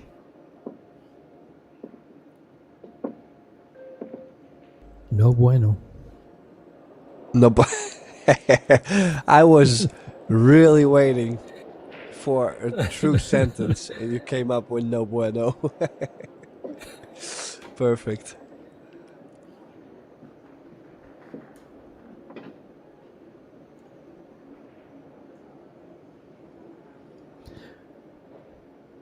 Well, I know your Spanish is limited, Tim. As is my Dutch. I can't say 2 words. I have nothing. That's one language I have no words in. Well, it might be better. They say it's one of the most difficult languages there is to learn, so Is it? yeah. Well, I learned some Vietnamese just for this tournament, and it's Xin Chao Vao Chung Mung, which means hello and welcome.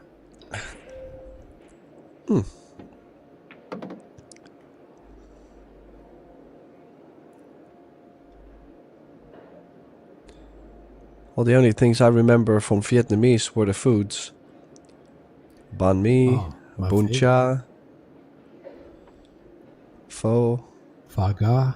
Yeah, pha ga. I'm getting hungry again. That is great soup, I tell you. We go out and get it. In the wintertime, we must have it probably once a week. At least. When I'm in Vegas, I always go down to, there's a little restaurant close to the Rio there, not too far away.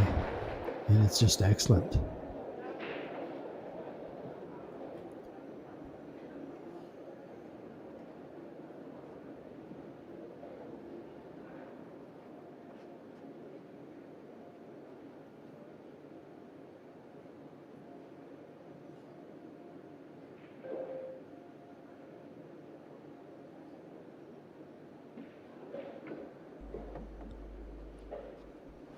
Well, then again, Well, it's all TK. go at the table.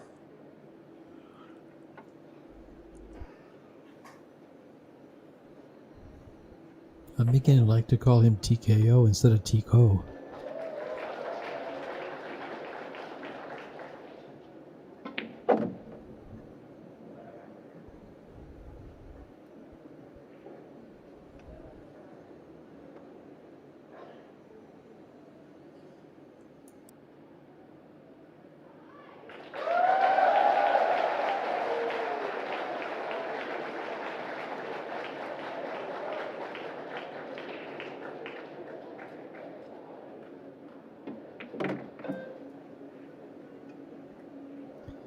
Keeping it simple.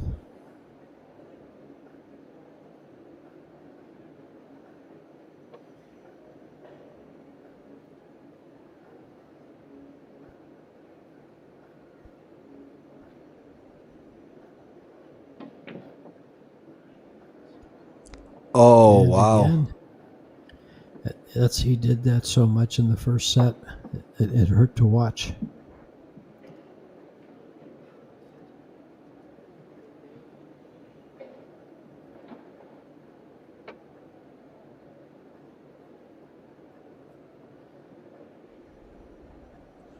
Well, the second set I found him playing quite sharp. Every time Shane missed, he was right on the spot. And that 7-ball could hurt though. This really might get Shane going now, so the momentum could go all over to SVB.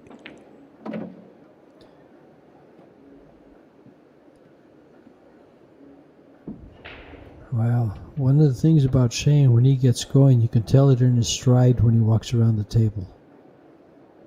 It's not there yet.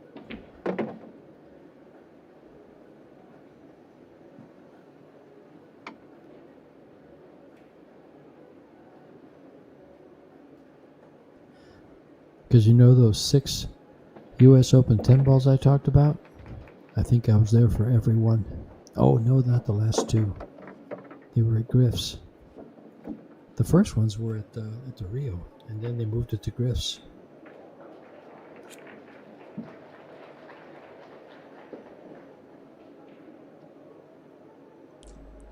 Yeah, I do remember my first time getting to the US Opens. I believe we arrived... Not sure what tournament it was. I think right after it was the World 10 ball, I believe. Then we arrived and Shane was playing the final of the 8 ball against Peggy-Lion, I believe. It was like... Oh, that's the year he I think lost. Peggy-Lion was up. I think Peggy-Lion was up like 8-0. Shane comes back 8-8 and then eventually loses 9-8, something like that. It was a big crowd.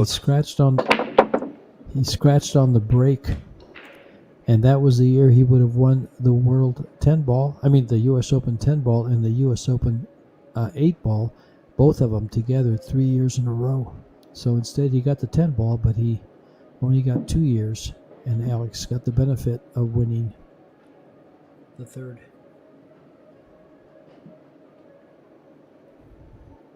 Well, with how was there for powerful he that, was yeah. breaking, nobody really expected Alex to win because Shane was just outbreaking most of the players.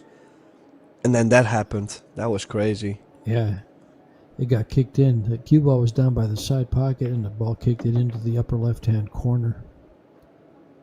And Alex got ball in hand and ran out. Remember that very, very well. Because what a feat. You know, you play in 2 U.S. Opens, and you win them both 3 times in a row at the same time, one right after the other.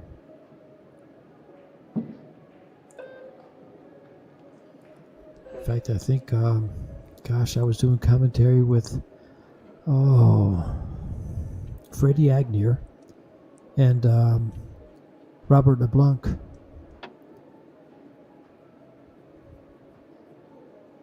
We were trading it off.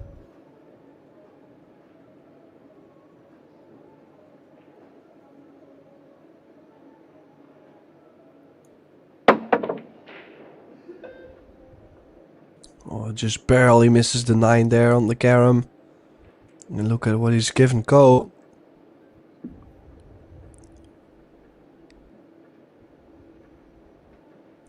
Yeah, I cannot complain. That was my first impression of the US Opens at Griff's. That final, so... Yeah, I think since then I'm a big sucker for it. It's a nice tournament. Well, those were Mark's U.S. Opens. He had the I guess trademark for him. Is that what it is? I forget what it is they call it. But he had the rights to it.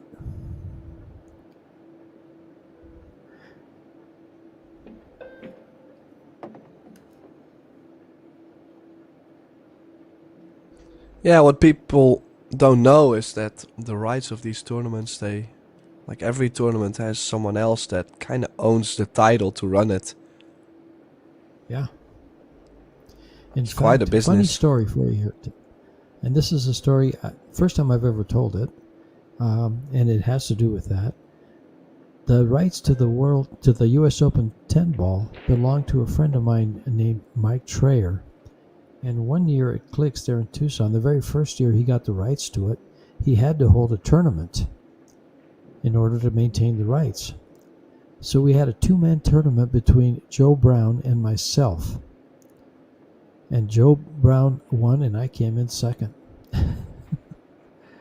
But it never went anywhere. And Mark Griffiths bought the rights from Mike Trayer and took it to Vegas, and he has the rights for the bank pool, 8 ball, and 10 ball, I believe. And straight pool. So you're telling me you almost won the US 10 ball open? I need to wait. Yeah, I dogged it. I dogged it. I thought I was going to run over him, and I dogged it. And there was like about 5 people watching.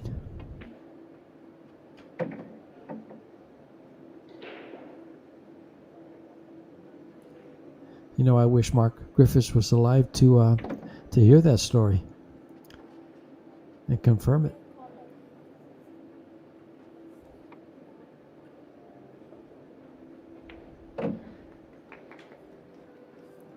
Meanwhile, the opening game of the third set took a while. I looked at the score and looked at it wrong. Sorry about that. And he gets on the board.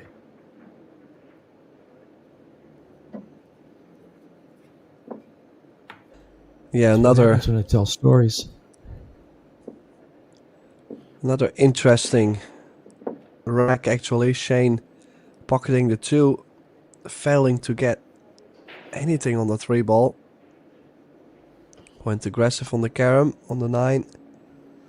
And that's all she wrote. Go climbing back in this set.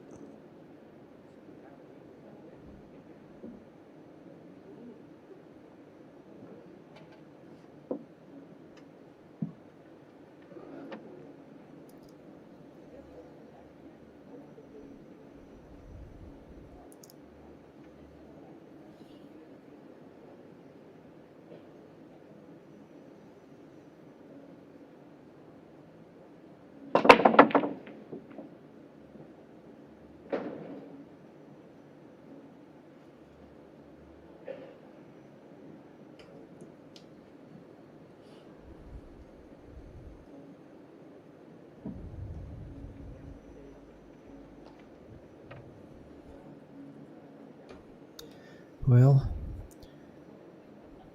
and actually, Mark Griffiths started sponsoring Shane somewhere around 2007 or 8, somewhere in that area.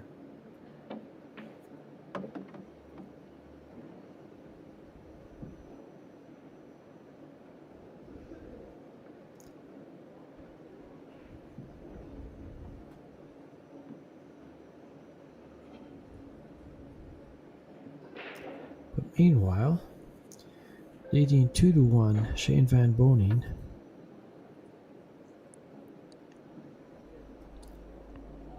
over Tayong Ko from South Korea. Shane on his way to winning his 3rd game in the set.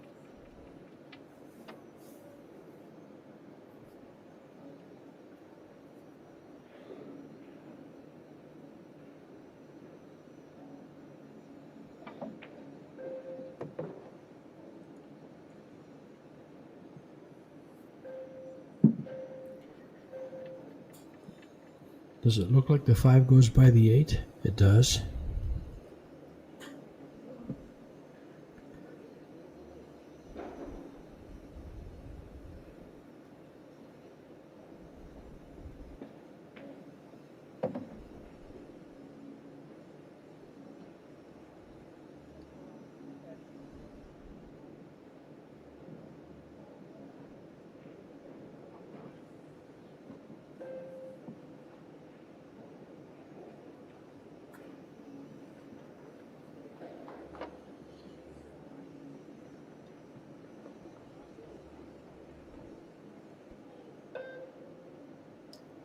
Back for the 6, or he's going to stop it there and play it in the side.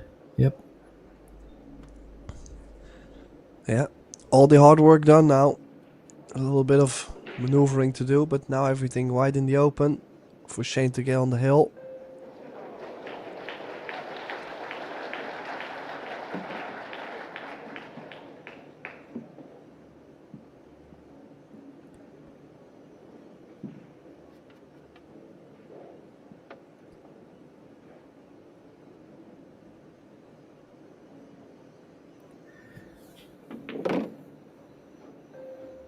Tayong Ko was one of 2 players with the Fargo under 750. The other one is Alex Montpellier, 728. And Alex will be playing later in this final 16. And he'll be playing Alex Kazakis.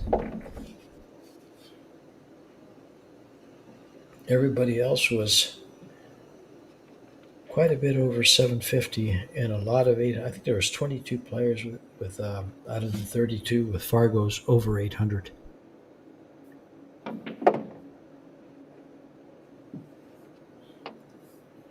And out of the 16 that qualified in the qualification tournament, 4 made the final 32. And I believe 2 of them are still in. Mark Estolia and AJ Manas from the Philippines. Well, I'm quite sure AJ Manus is not in there, but I do know that Jonas McPanta is in there. Yes, and he's actually in the final 16. He'll be playing Carlo Biado. If he's and Manus lost to Marco Tucher in the final 32.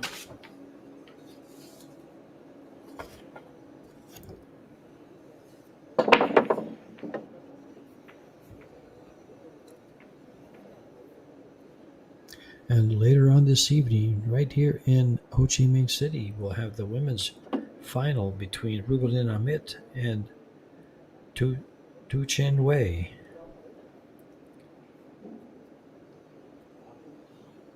Two of 64 players have started out.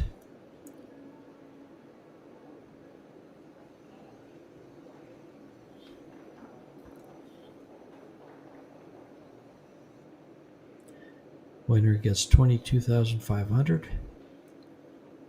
and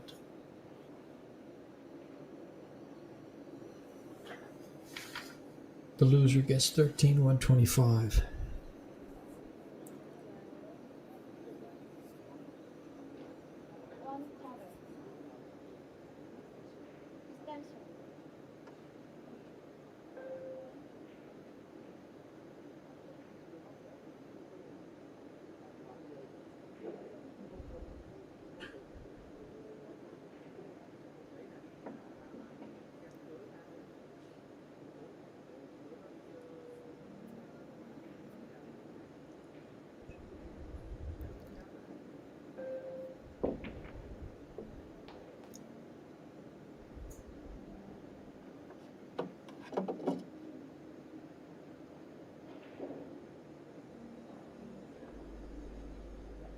Well, what do we have? Managed to make the one, ran the cue ball slightly too far. Does he still have the cut in the side, or does he have to play the bank? I think I would rather play the bank than try to cut that in the side. Plus the shape is more controllable and natural. But he missed the bank.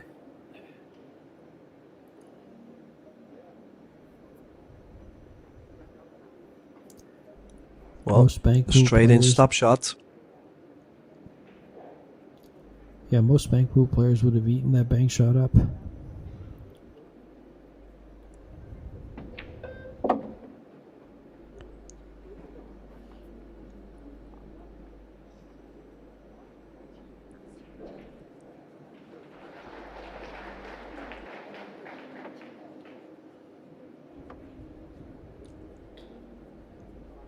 Well, he does get this set presented on a platter. If you look at this layout, the 5 ball connects with the 6. The 6 doesn't go to the bottom right, but with where the 5 ball is, it plays perfect to play in the bottom left. Just needs to get from the 6 to the 7, I feel like. And he's a big contender to win the third set.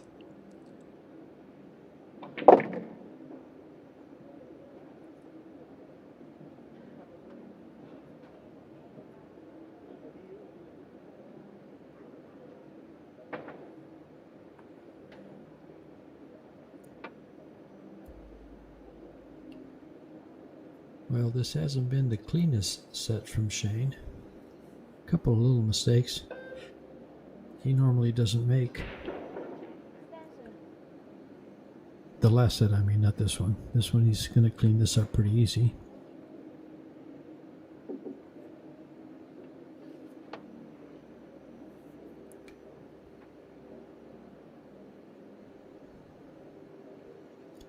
And as I mentioned earlier, that second set is the second set he's lost in the whole tournament.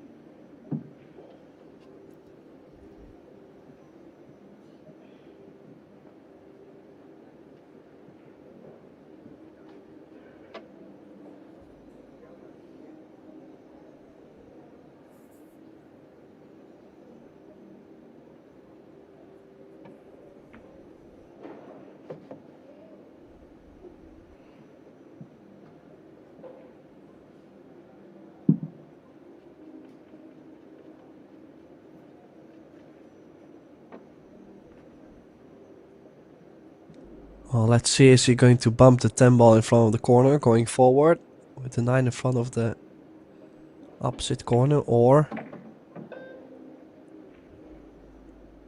Ooh. And this is why you don't bump balls. As easy as that looked, that's why he's laughing. He knew better than to let up on that. He kind of just eased up on it and said, I'll just bump the 10, I'm easy on the 9. Fortunately, it's hanging over the pocket because he's over a ball almost. But it didn't make any difference. Shane recovers and pockets it to win the set once he makes his 10 ball.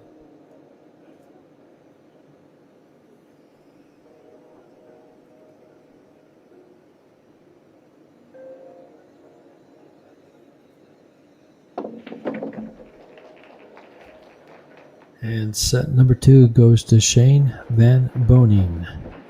You can't call him the South Dakota kid anymore. He's 42 years of age. So I think I like calling him the man from South Dakota. Makes you think of some guy riding in on a horse with a big hat on. Although in his case, it's the fisherman from South Dakota. On break, we'll take a short one. Lynn, your referee, racking the balls.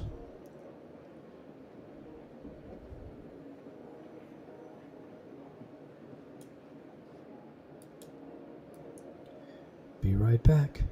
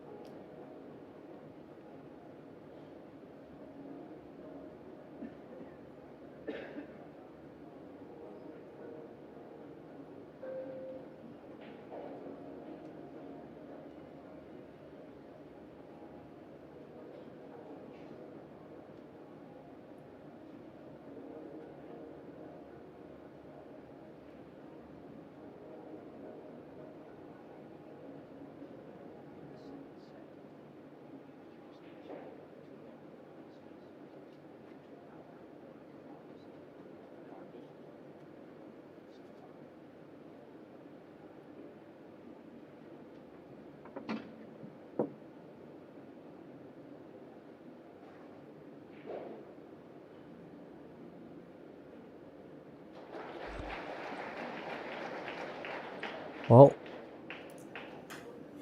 what do you reckon, George, on the break? Let's now move to the center. That's where he has his best results from.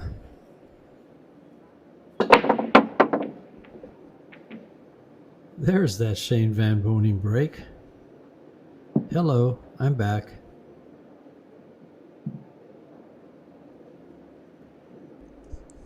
Yeah, could really not do anything more than he just did. Cue ball being kissed twice, the one ball being kissed a couple times.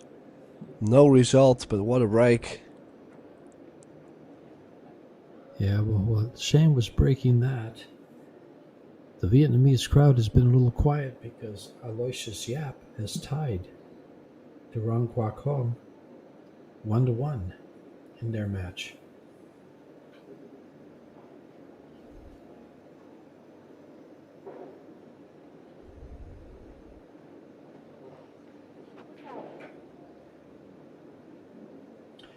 And someone has put a stop to Jonas Suto.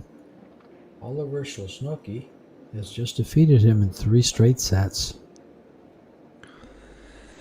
Yeah, Oliver is really as tough as it can get.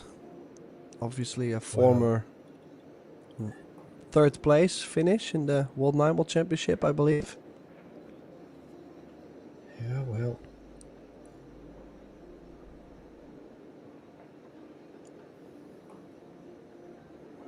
Hold on a second.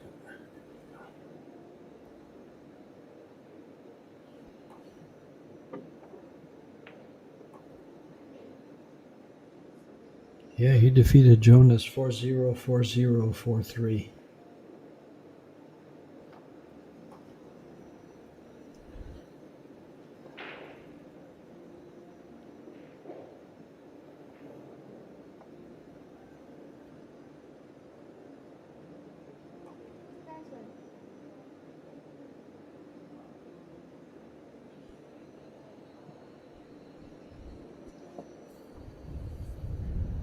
Well, I just seen one comment come by. I'm just very curious to see what you think of it, George. Instead of the South Dakota Kid, the South Dakota King. That's good. Yeah, But I was quite impressed. Yeah, he's king of a lot more than South Dakota, though. Well, if we have to mention South Dakota. King works.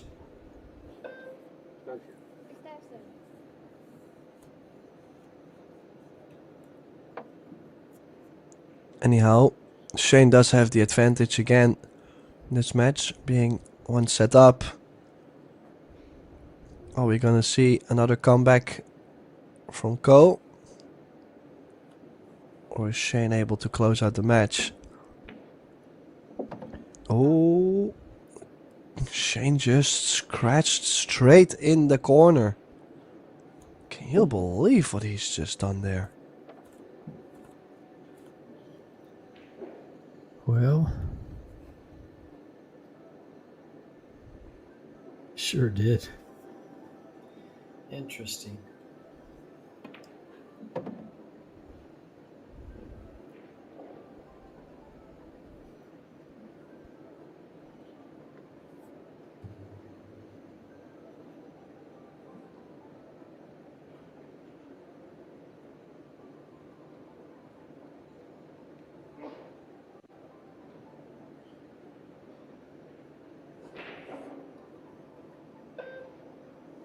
These lay pretty good for a run out, Tim.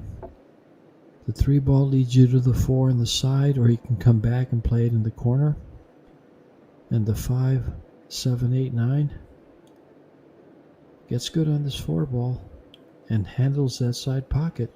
A lot of guys have been missing those side pockets.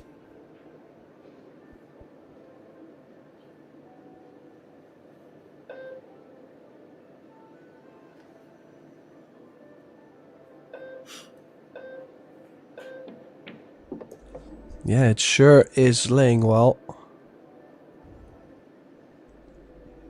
A little bit more of a tricky shot actually. Were you expecting him to go for the 4 on the side or in the corner?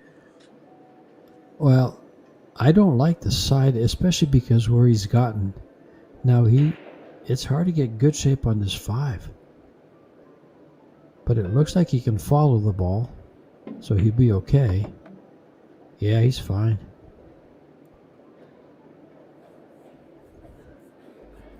At first I thought he was straighter than that, and that's what makes the side pocket so tricky. You don't get a good angle, and you're going to have to work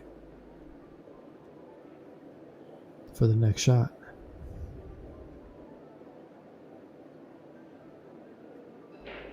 Well, needs to leave himself a good angle on the 7 ball, as you mentioned. Straight would be disastrous. Oh, well, disaster has struck. yeah. He's got a slight angle, but the 10 ball could come into play.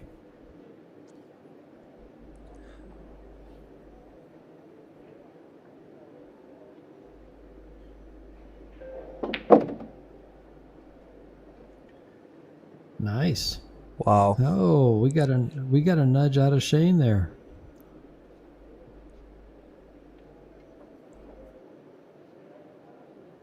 Little reaction. Well, it's just interesting in some way. I kind of feel for the match that every time Shane gets ahead, he's just not as sharp as when they're level.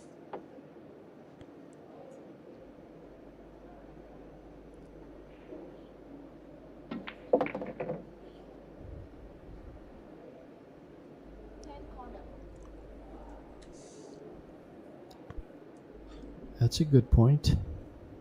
Giving it some thought.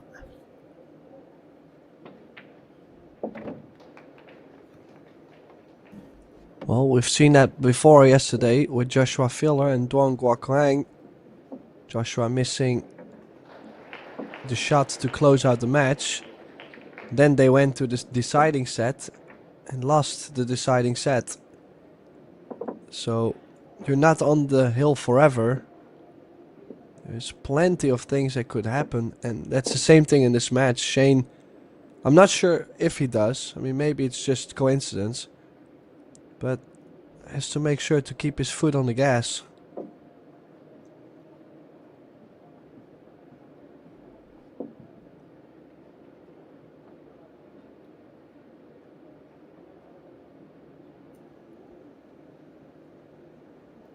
Yeah, sometimes you play to your opponent's level, and sometimes, like this young man right here, can rise to the occasion. And maybe in his case, maybe in his case, there's also the fear of winning. So when he gets level, he gets more nervous because he can see that, hey, I can do this. And the nerves kick in.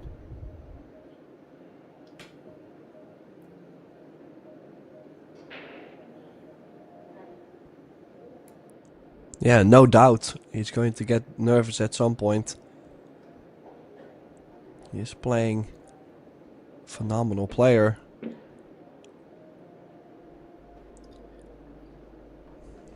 Just like this, he's left the open shot on the 1. Did have a pretty big target with the 2 and the 4. Yeah, I do believe this 1 ball is on, George. It is. He was trying to come back on top of the 4 and didn't quite strike it. Short a few inches.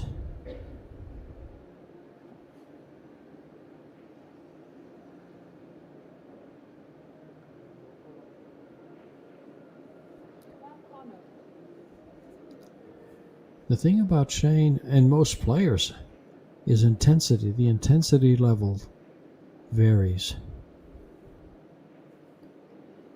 And Shane's intensity just doesn't seem to be there right now. But he's getting away with it.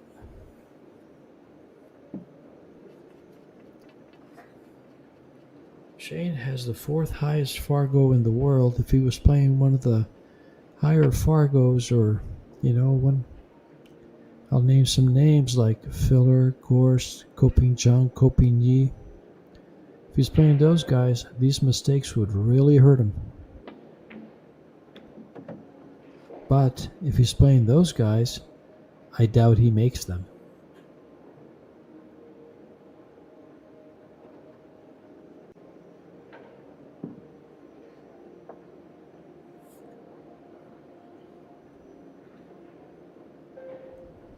Well, what is the plan on the 3-ball?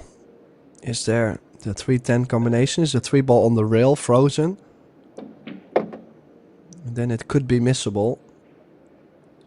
It is slightly off. The 3-ball does look to be frozen. Is he going to bank the 3-ball into the rail to make the 10? You're asking You can me? see- Tim, you're the pro player. Yeah, it looks like he's Well, gonna if you have to.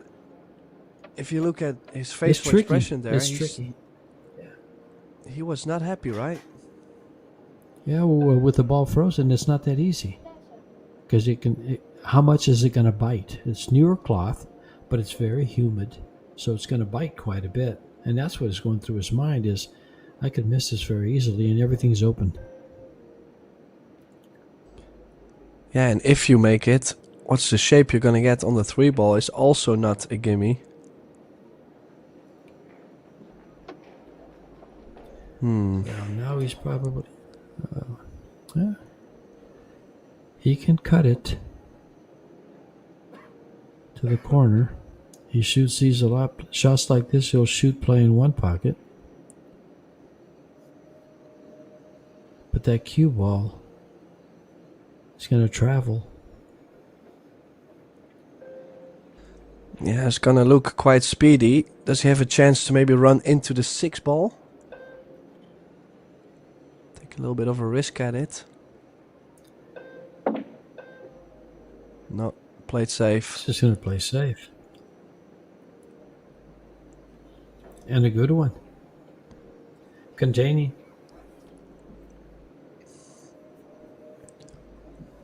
Yeah, I would say definitely difficult enough to go aggressive. So Ko will have to find a good safety shot here, possibly overcutting the 3-ball, but I don't really see him cutting in the 3, bring the cue ball back where it is now, and then cut in the 4.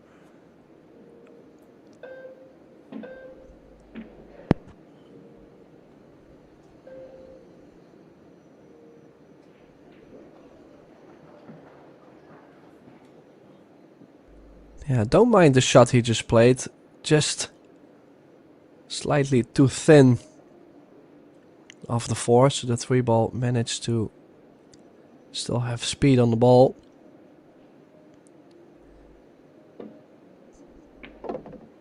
Probably Shane's best opportunity this rack.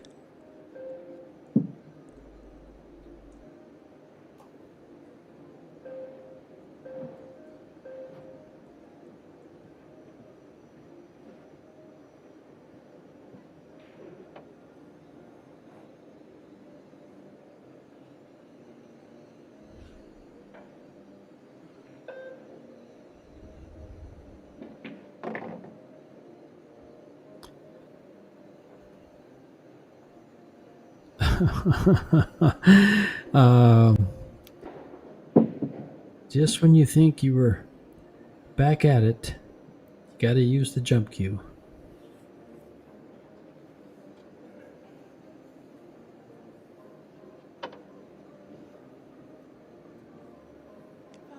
Yeah, quite annoyed with himself.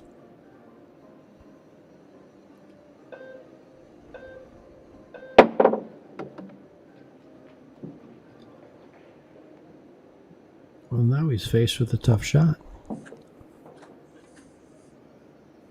Yeah, don't forget the shape on the 7-ball too. Not very easy from this position.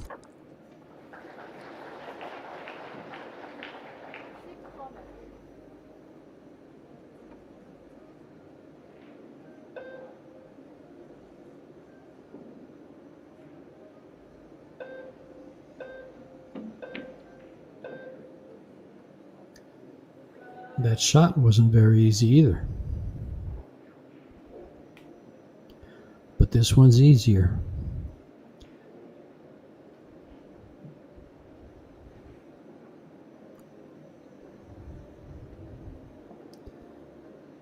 Do you run into the 10 ball here, Tim? Yeah, I do like that. I think it's too sensitive to hold the cue ball in between the 7 and the 10. Easy to overrun. Gotta take your chances here running into the 10 ball. Oh, he's hit it so firm. He's going to have the window.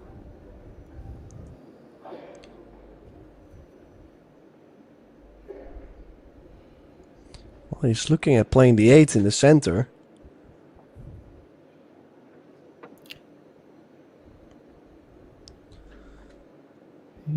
He's got the angle to go 2 rails for position.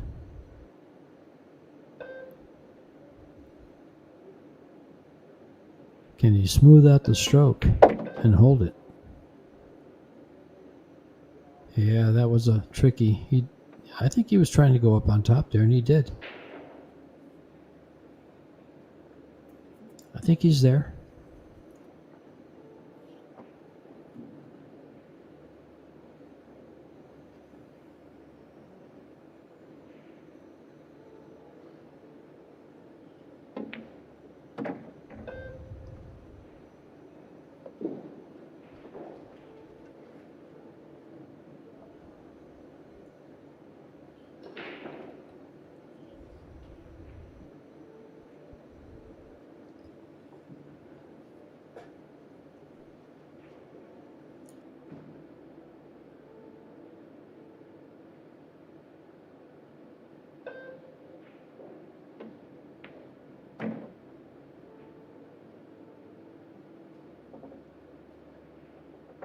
And looking to take a 2-game lead in this 4th set.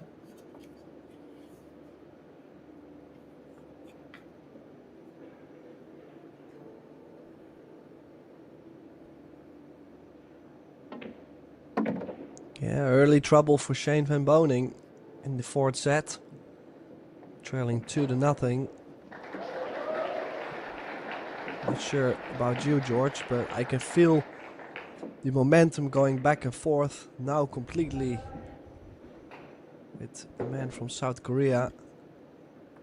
I feel like he's definitely, well, riding the wave at this point. Shane struggling.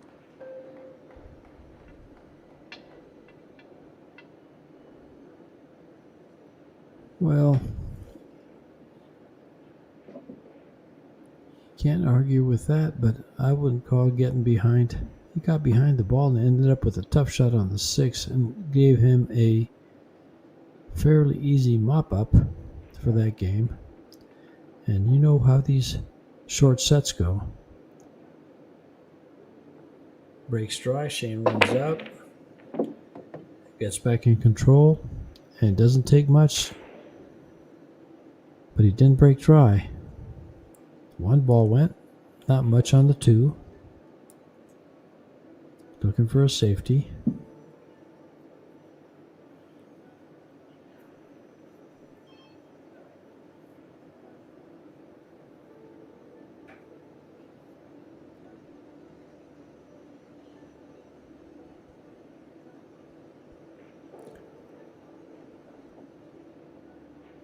He's calling it in the corner. I think he's just playing safe behind the 3 in case it goes.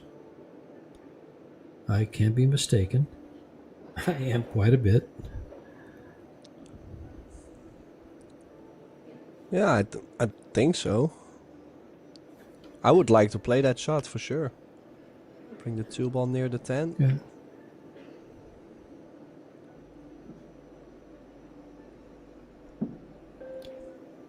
And that's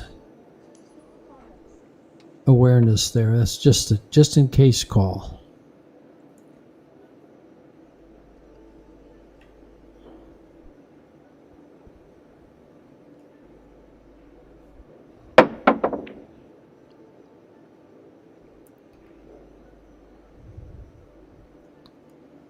And he found cover.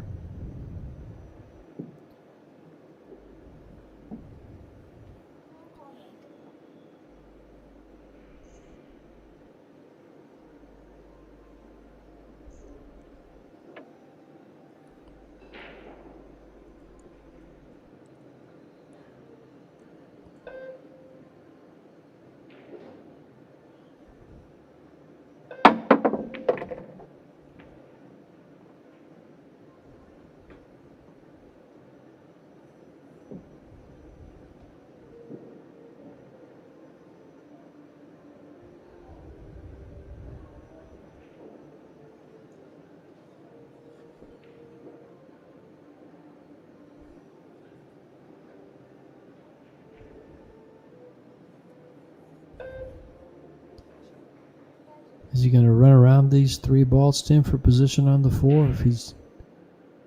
Or is he going to run the cue ball around? I can't tell what he wants to do here. It goes to the side, and he can use the cue ball to come around by drawing it. And that looks to be where he's Is playing. he going straight towards? Oh. Well, Right honestly, there. I did not see this coming. Was he trying to bump the 5 ball slightly and have the 4 to the Sure. side? He had to, because the 5 ball doesn't go, I don't think. And the fact that he has to cut the 5 ball back, and the cue ball runs down to the table, it would make sense to be opening up the 5 there. Because even if he hits it and moves over, he has the 4 to either side.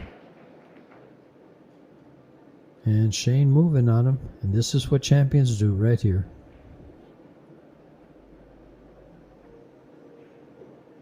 Well, the bad news I have for you, that was still go. Playing the safety. Very strong safety actually. Trying to open up the 5 and a very good cue ball. Kinda get a Karen background of Ko. Just feel like many times he uses a couple rails. It looks like he travels the cue ball like a Karen player. Which, I mean, I see that as a big advantage. It feels the rails very well.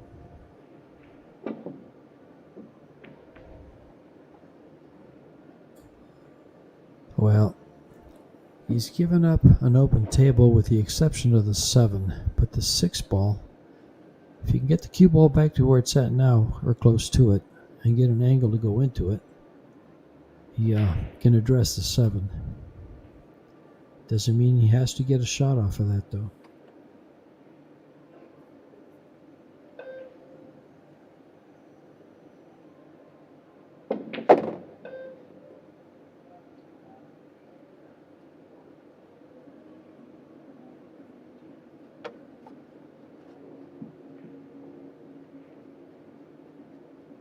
Well, does have a great shot here to run behind the 10.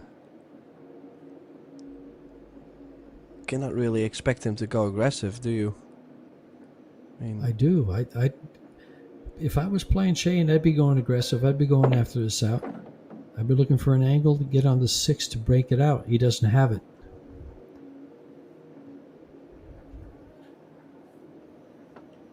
Well, he might be able to go off the long rail, but there's just so many things that could go wrong. Has to play the perfect bump into the 7.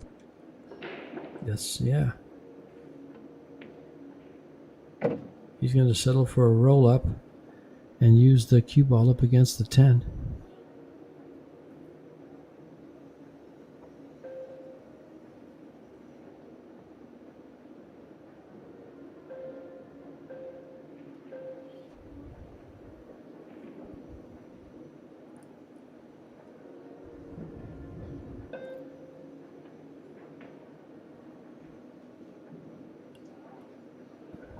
And he gave him too much. He's going to find himself down by the 10 ball. In the same place. Yeah, he's might find himself in trouble. I agree. This Sure. is he gonna also try and get distance with the 7 or just play the cue ball? Sure.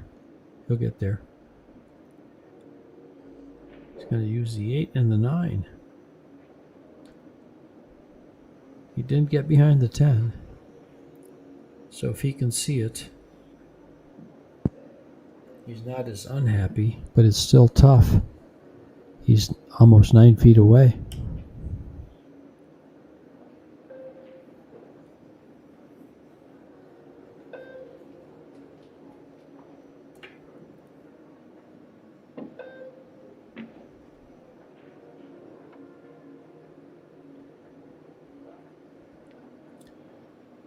Open table, angle to get to the 8.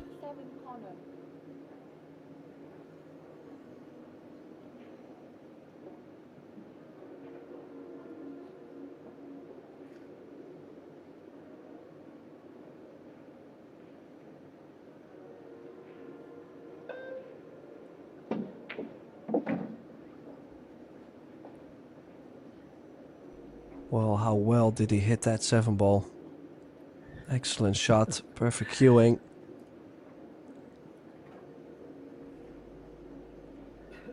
You know how well he hit that, Tim? They named that shot a la Shane Van Bonin. We just name it shot. after him. Yeah, exactly. Well, quite important rack too. If you consider being down 2-0, had to come up with something, and he's doing well. Quite the battle on the 7.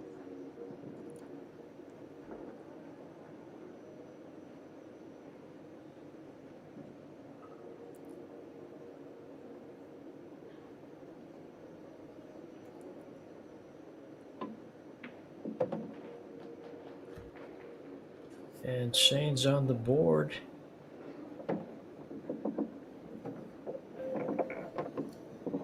Trailing 1-2, set number 4. If Shane closes up this set, or if he overtakes TKO and closes out the set, it's a win.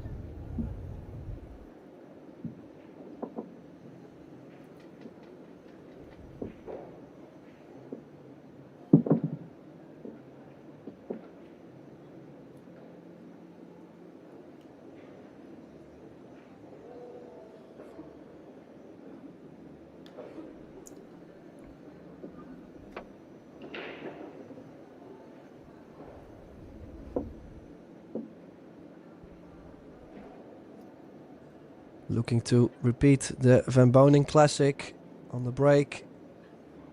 Last time didn't really get much.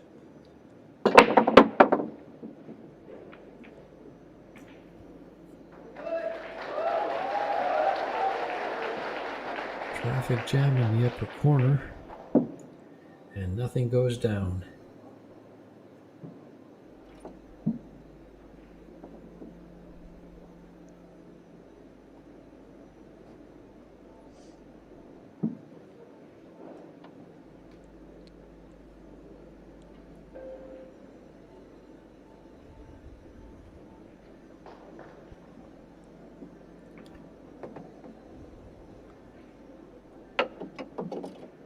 Yeah, very decent layout. There is still some traveling to do though. 3 to the 4, 4 to the 5. And then to get from the 8 to the short side of the 9. So some difficulties in this rack, but definitely manageable.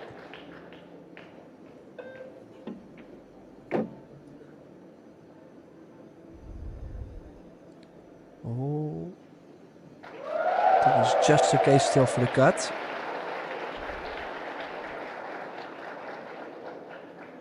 Well, clearly there's something exciting going on at the other table.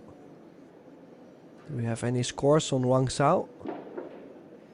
Wang Sao leads 3-1.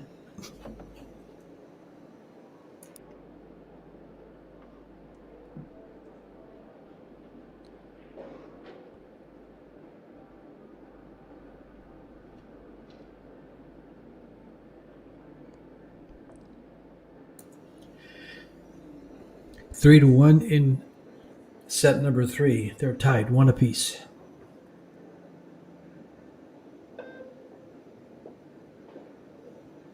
No, I take that back. I'm sorry. They're tied 1 set apiece, and Yap leads 3-1 in the 3rd set. That's why it's quiet over there. Well,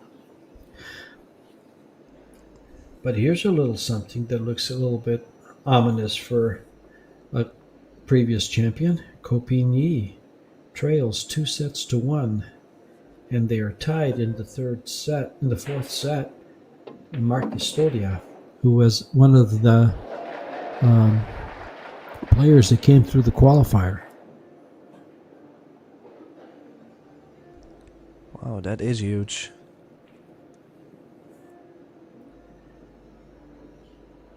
Well, also Carlo Biado and Jonas Makpantai, 2 each in sets. About to start the deciding set.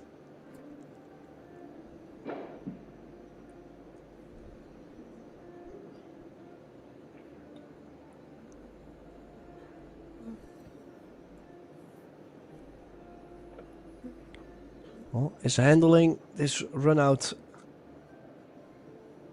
very nicely. TKO. Now has the angle to get to the short side of the 9.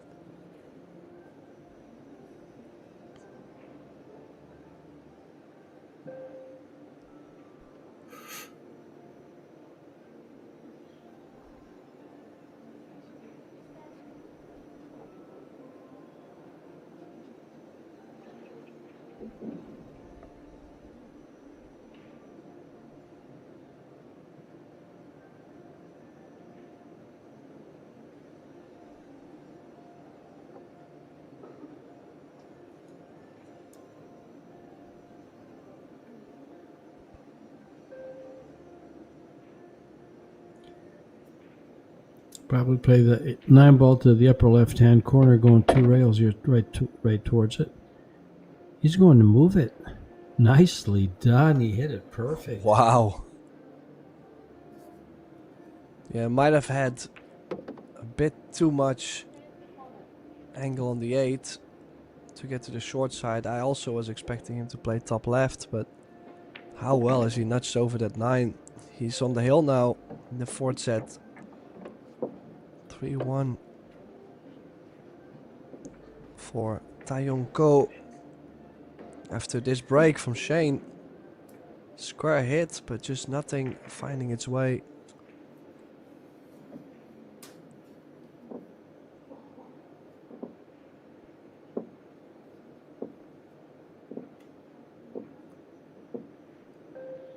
Wow.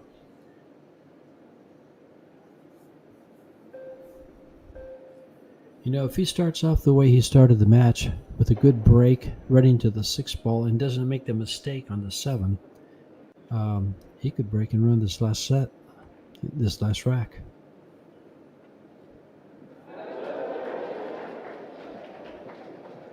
Yeah, that was a huge mistake in the opening rack. But that was 18 games ago.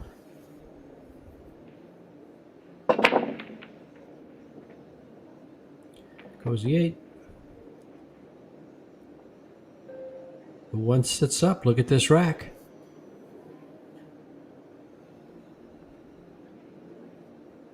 Trouble for Shane. Yeah, only to get from the 1 to the 2. That's it.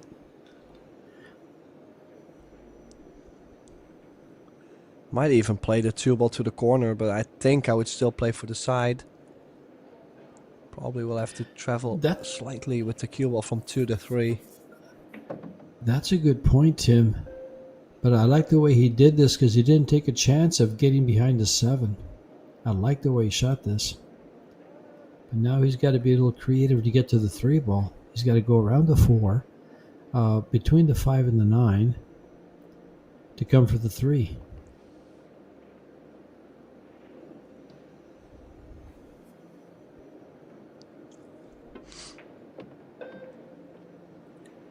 He's going to take the back cut. This is dangerous.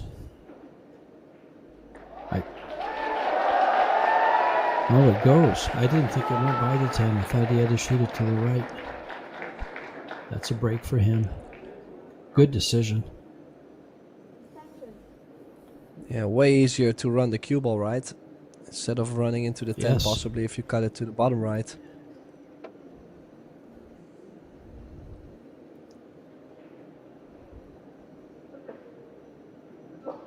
Never considered he'd have this option. Just doesn't want to nibble the 6 ball. There's a pocket. It shouldn't.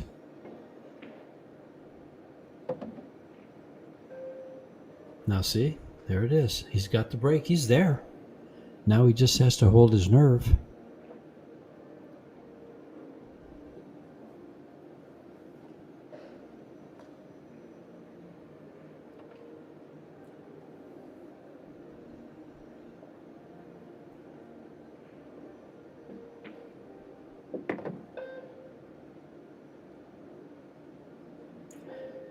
And if he completes this run here, he will do something no other player has done in this tournament, is win 2 sets off of Shane.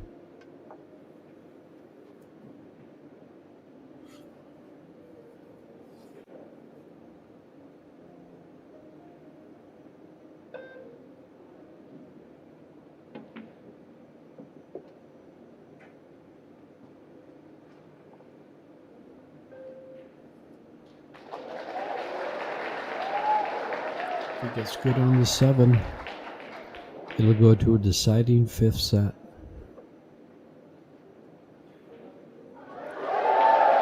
Shane is 100 points in Fargo higher than Tayong. And here he is, pushing him. Got on there. Slightest of angles. Do you cross over and shoot to the same pocket, Tim? Yes, I think so. Not nice to hold this, and definitely not nice enough to run into the long rail and out.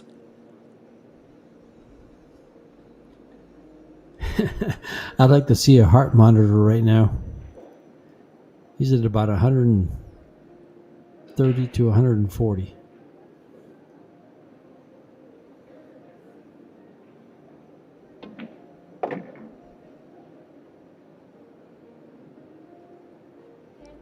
Well, slightly short on this 10.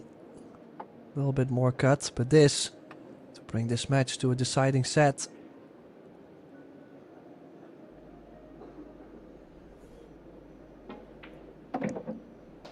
Tayong Cue ball. hanging into this match. What an effort. Set number 2 for him and 2 for Shane.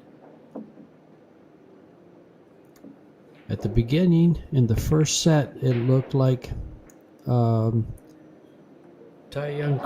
would not win more than 3 games in the set because of the mistakes. But you could tell from watching him practice and the way he approached things, it was a matter of time for him to settle in and he'd be able to take care of himself, and he has. Although Shane has not been as productive as he usually is.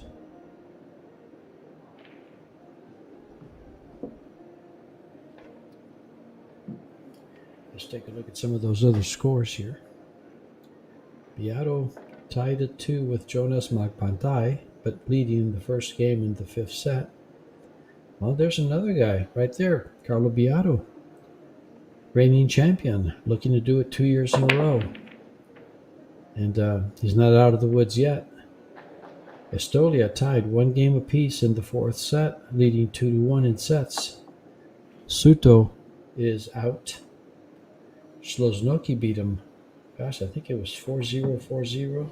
Yeah, 4-0, 4-0, 4-3. Somebody's playing pretty darn good because Suto had the world by the tail. Koping Chung has won 3-1 over Daniel Maciol and Shane on the 1 ball.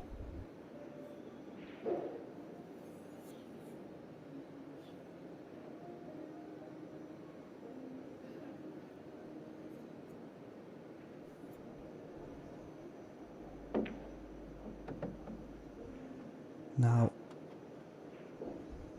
if we go 3 each, we do have a shootout. I think that would be a very interesting shootout actually, with 2 completely different styles.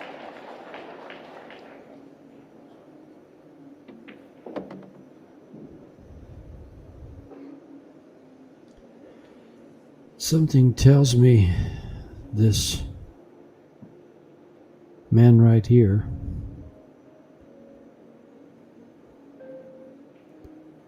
is going to start to bring it, but he going to the side pocket, didn't get the correct angle. Now he has to work, and the table's pretty open. The only thing kind of tied up is the 5-9, and it's an easy combo. So if he gives this up, he doesn't want to go down. Not even a game.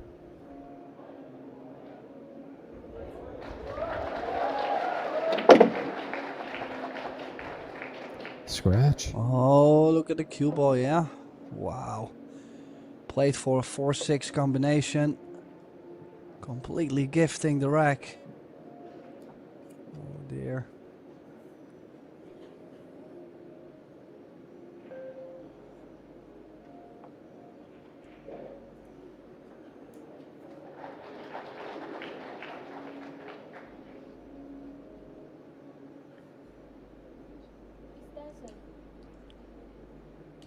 Yeah. Then again, I think it was all about getting on the 4 ball.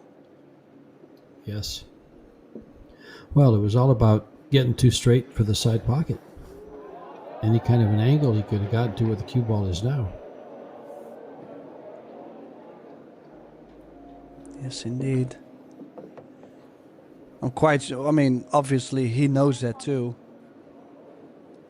But knowing is one, but then to execute it perfectly with the right feel of the table, I mean, it's not a guaranteed, obviously, and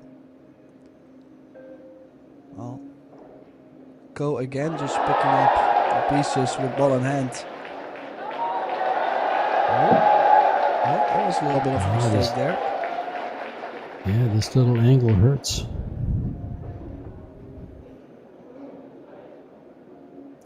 He's going to have to use, he's using a lot of right. Try to hold it, try to kill it right there. Nicely done. Nice little spin shot.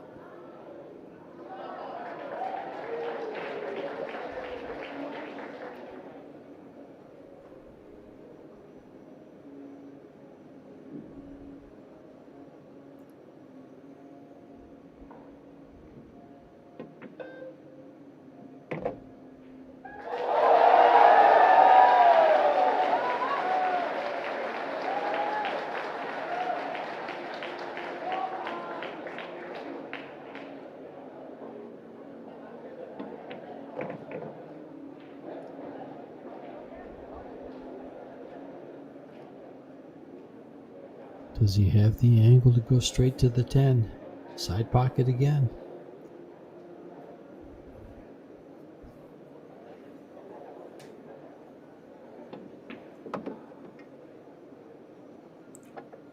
He sure does.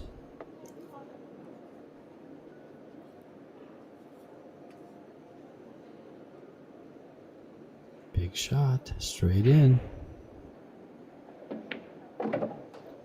Count it. 1-0, set number 5. Advantage. TKO.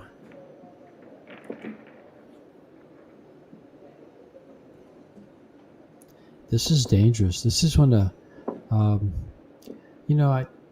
hesitate to say this, but this is where a mid-range pro can actually get going and play to the level of one of the greats of the game.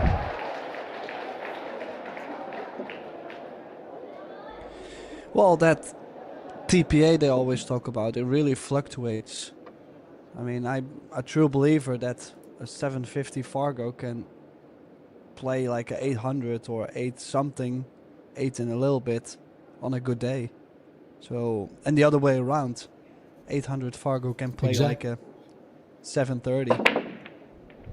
Exactly. They can vary, 50 to 100 points.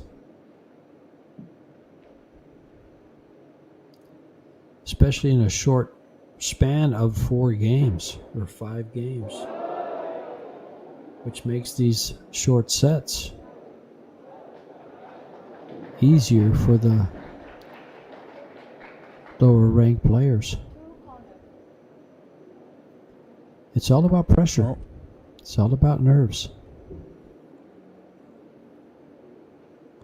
Yes, indeed. Talking about nerves, Duan Guok Hang now leveled the score with Aloysius Yap. 1 each in sets and 3 each in the scoreline in the third set. Oh, and he took his chances there on the 2-ball. Disappointment. Knew if he had made it, would have been a rack-winning shot. Just the 2 to the 3-ball, that was it.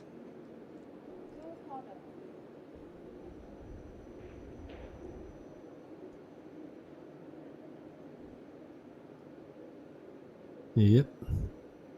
Shane's pumping himself up here. He's getting ready to bring the goods.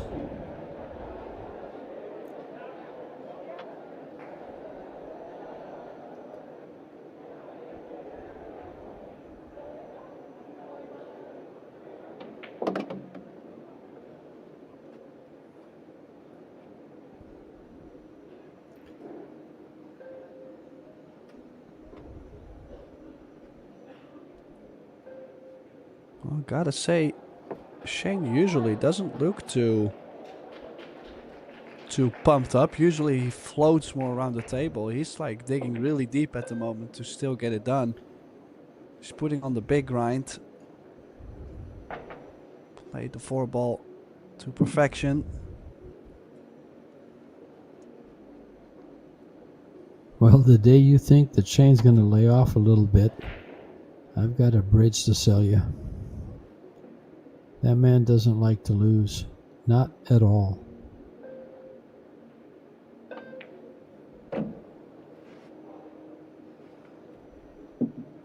Nine ball? Almost.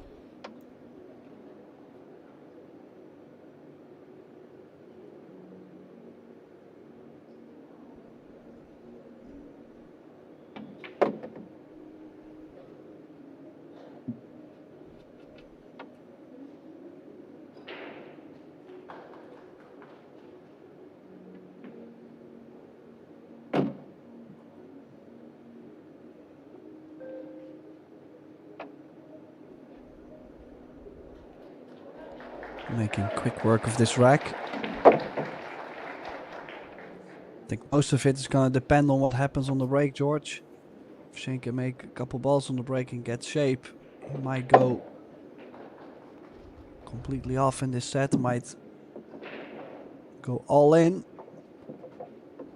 This really can go two ways. Well, Lynn racks the balls here. Alex Montpellier, a 728 Fargo, is playing Alex Kazakis. Alex has like a 822 Fargo. He's down 2-0 and they're tied 3-3 in the third set. The interesting thing is, the first two sets that Alex won, he won them 4-3 and 4-2. Alex is holding his own. This is the best results in tournament I think he's ever had.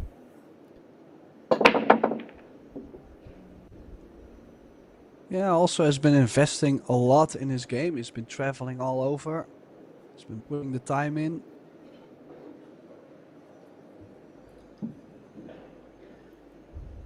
It's paying dividends.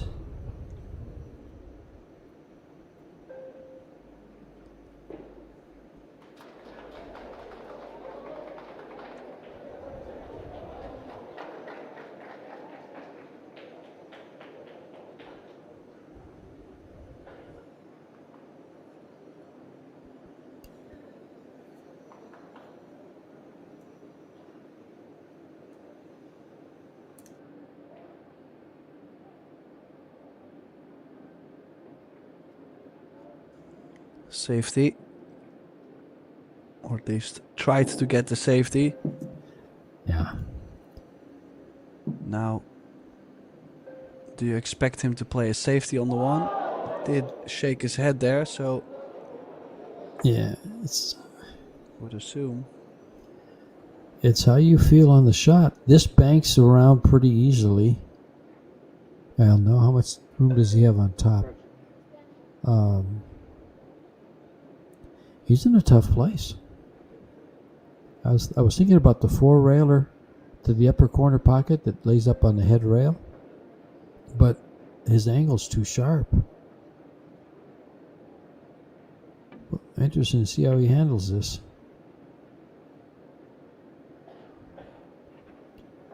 Oh, Shane's been playing with Alex Pagulayan too much. Something simple and effective. But he might find himself on that 3-6.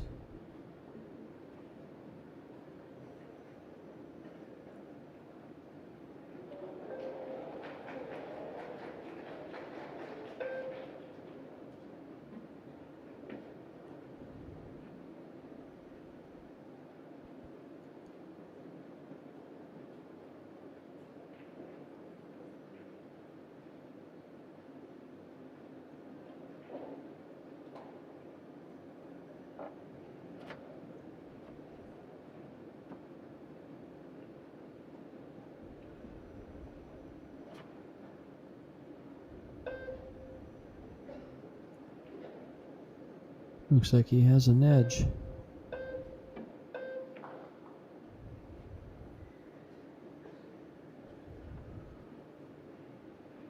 Lines up the cue ball in the 7 and the 1.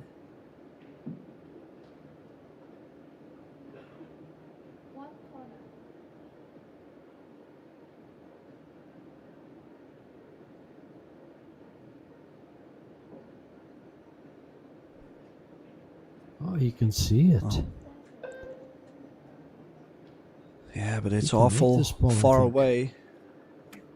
Yeah. Awful tight. And the position on the 2, he has to forget about the position on the 2. As long as he has the window to see it, he should be okay.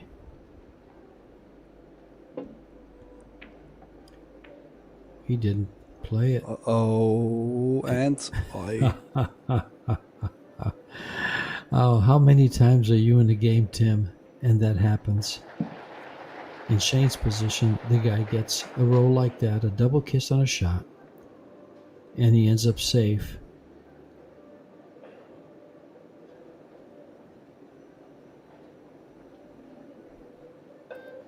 Let's see how he handles this. This should be pretty good. Perfect. Perfect. yeah, that is a fabulous shot from Shane. What a return. Keeping his head cool, even though Tayong definitely caught a nice roll there.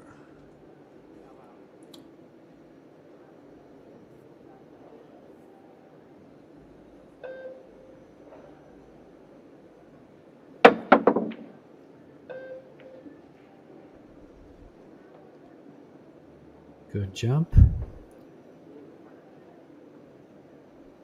Shane had a bank like this early in the match and he missed it.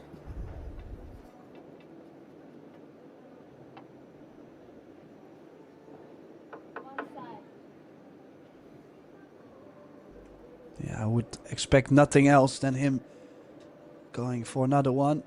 Cross side. Oh, sure. And then again he's missed it. And now this time something he gets tells to me roll. Yeah, something tells me these tables are banking short. It must be humid in there.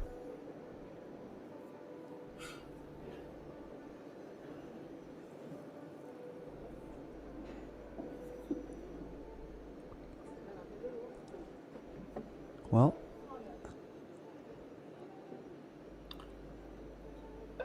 He caught something in the corner pocket just in case.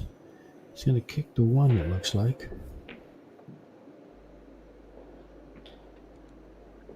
Called the 2 ball. I think he made it. No, he didn't.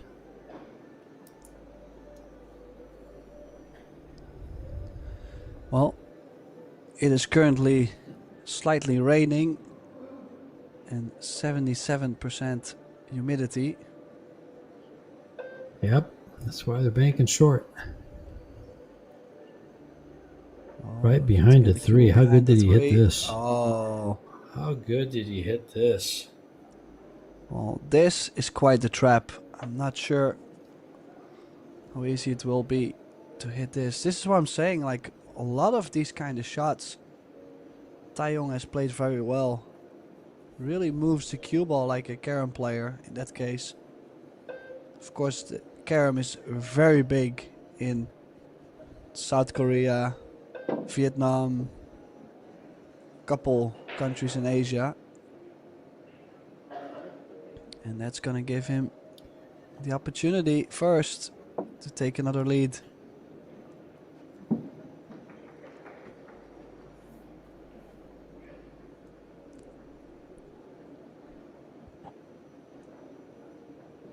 Wow. Shane in. Well, he's got to win 3 games. He's got to work his way through this rack.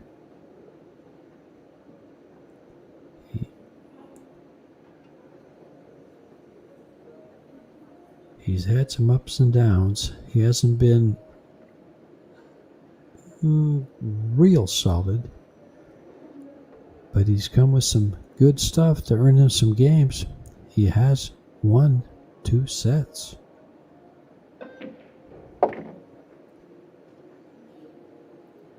So Tayong Ko with an opportunity to take out the man from South Dakota.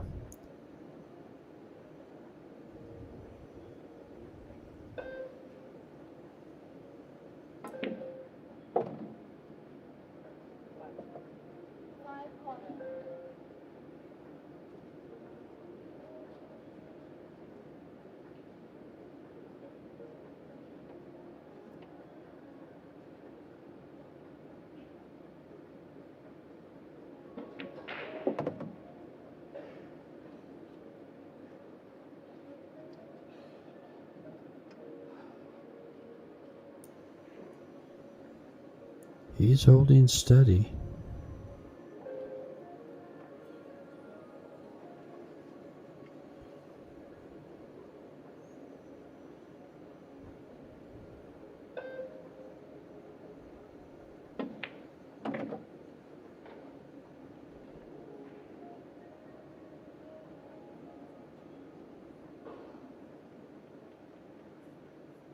I just slow roll this in and stay close to there so I have an angle to get on the 9. And see how he handles this. Does he try to get closer? Just like that. Perfect.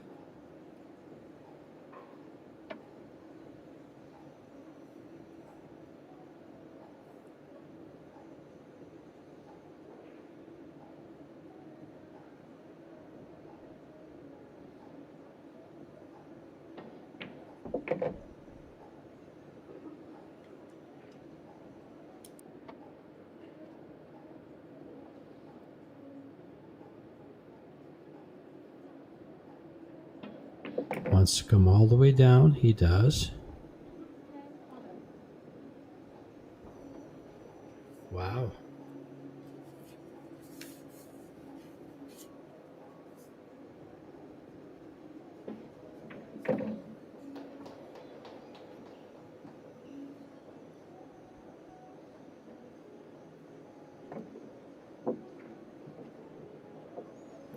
Two games to 1 in the deciding set.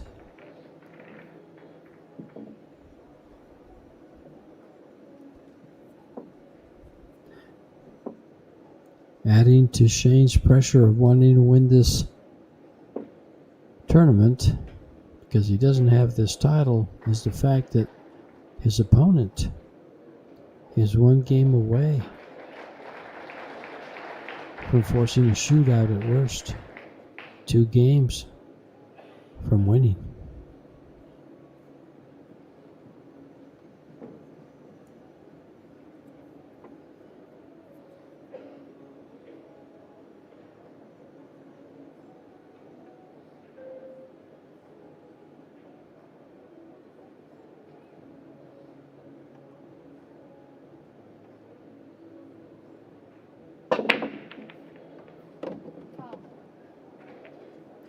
Well,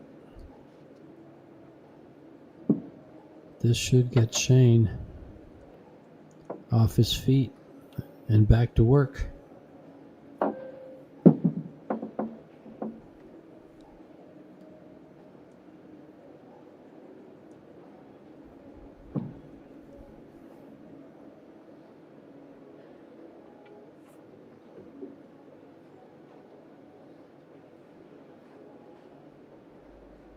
Yeah, but that 3-ball, George. That's what he's trying to figure out, but difficult puzzle this time. Sure.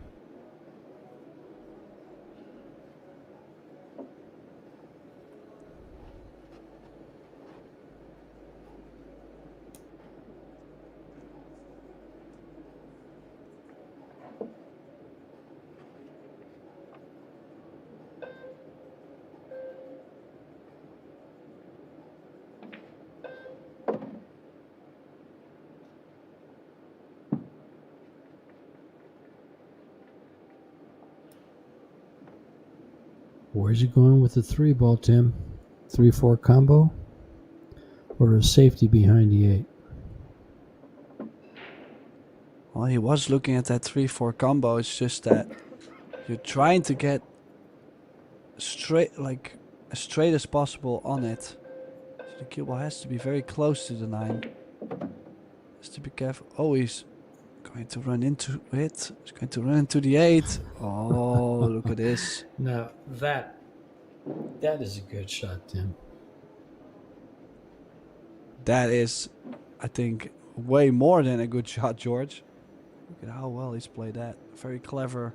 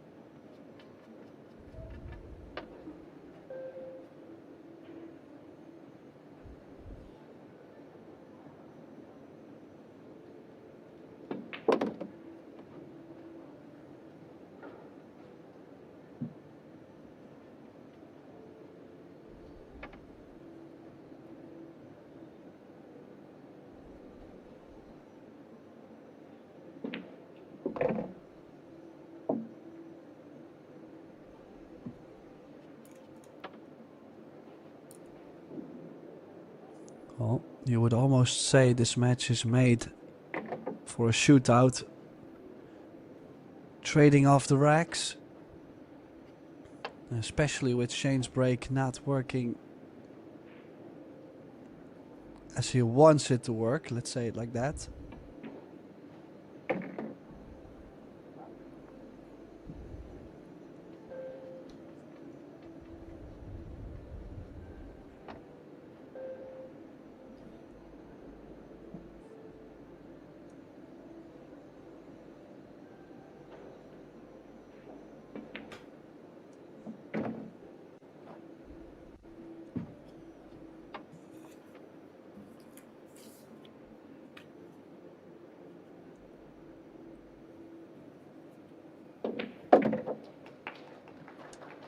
And it is Shane Van Here we Boning go. who levels the score.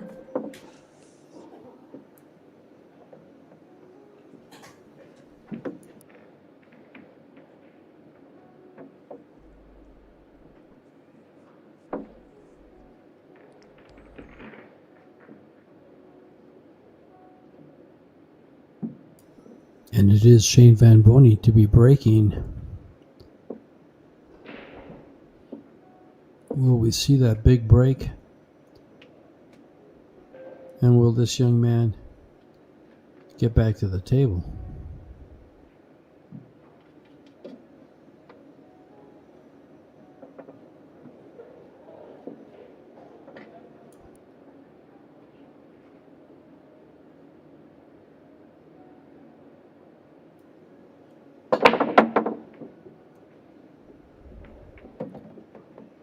Three ball.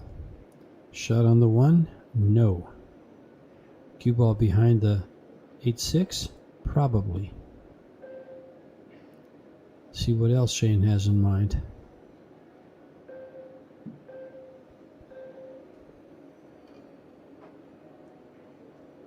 Well, you might thin the 1 ball. 1 behind the 10 and the cue ball, yes, right there. 6 would be blocking, kicking over the left long rail.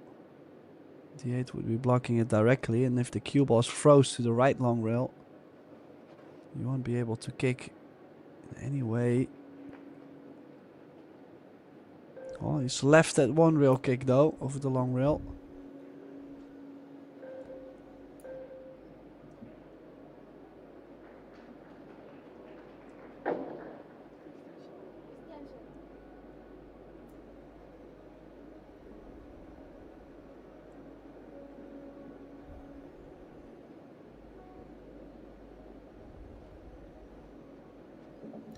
This is getting a little, I think people are moving to the edge of their seat.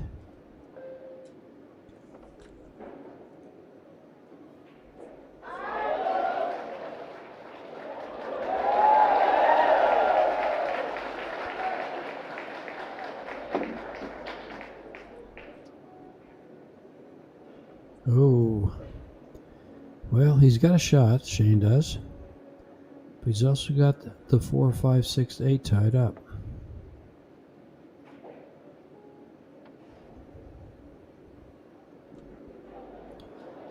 He has 30 seconds and an extension to figure out what he has to do.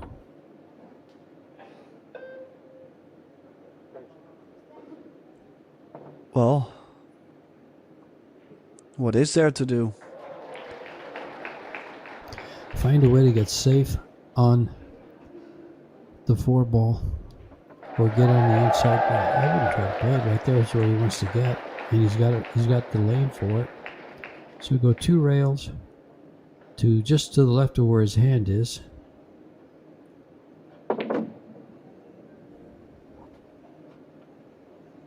Like right there, pinpoint, and go to work.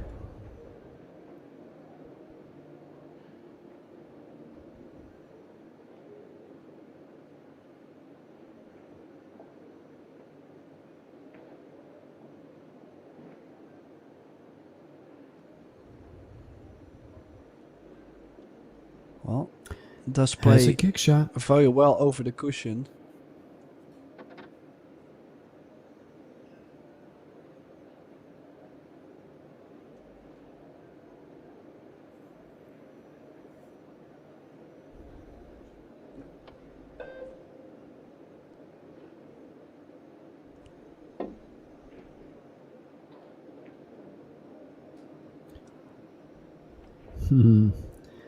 That just told me that Tayong Ko is a billiard player. As you mentioned, South Korea has lots of them. And he's a pretty darn good one. Because he hit that perfect.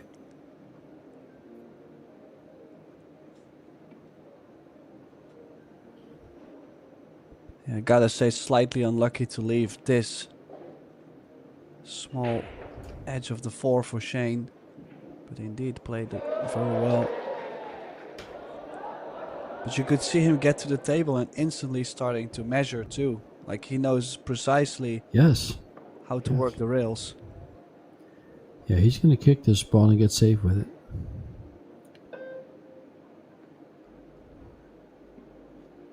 He wants to end up against the 10. Oh, no rail. Not this time. Referee Lin right on top of it, so that's 1. Now, question, does he even try to go for the 3 foul, or has he got enough to open up and run out? I think he hasn't. I think he goes for the run. Yeah, if he can bump the 10 is gonna open up the 6. So 2 balls goes in the open. Or just the 10. It's a run out. Has to go.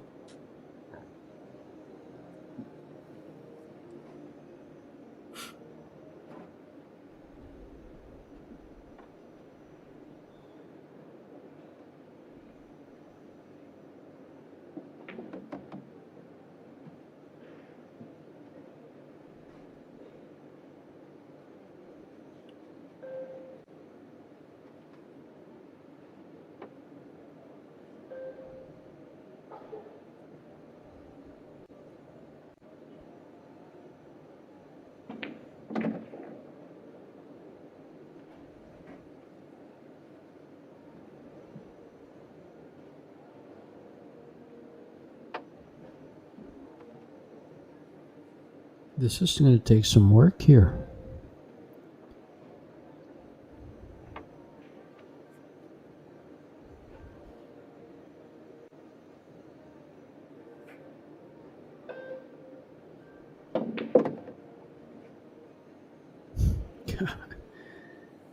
He makes scary shots look unmissable.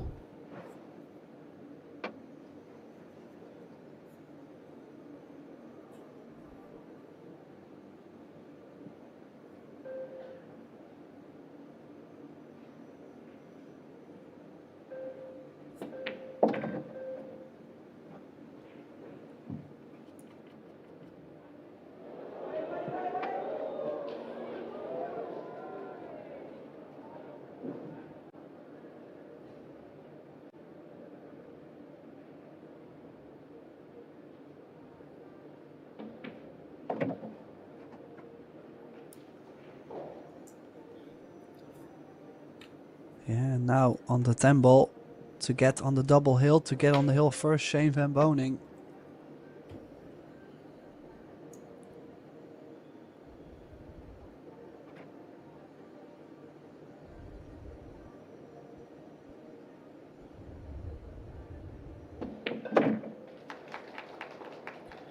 Now, Tim, tell me, you're on the double hill, as you just mentioned. You're breaking the balls. I don't know if he broke that last rack with the intention.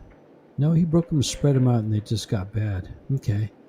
So he is going to go for the break to try to get out.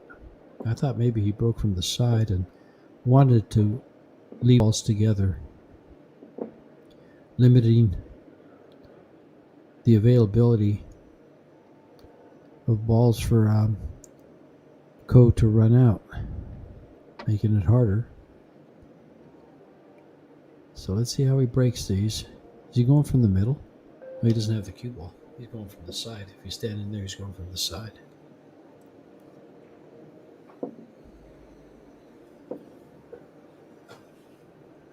Yeah, he definitely doesn't want to risk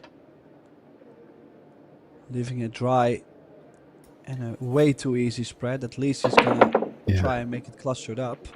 But he does make the one in the side. Is he gonna get something on the 2? Yes. Wow. More than anything, Tim, he didn't want to risk a scratch.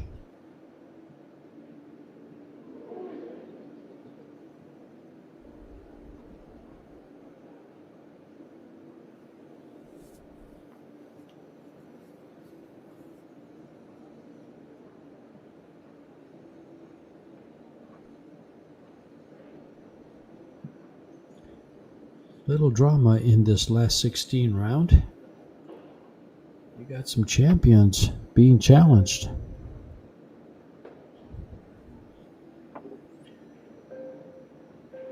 Beato a game from winning his match.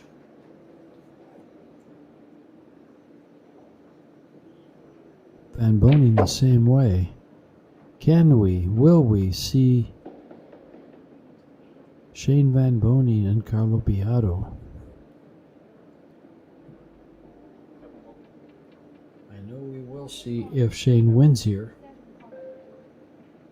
Well, we might not.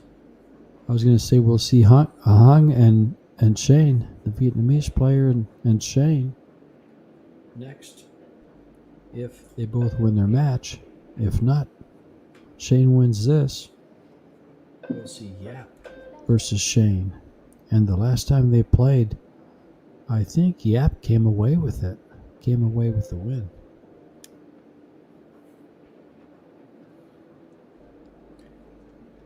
First and foremost, he's got to win this game.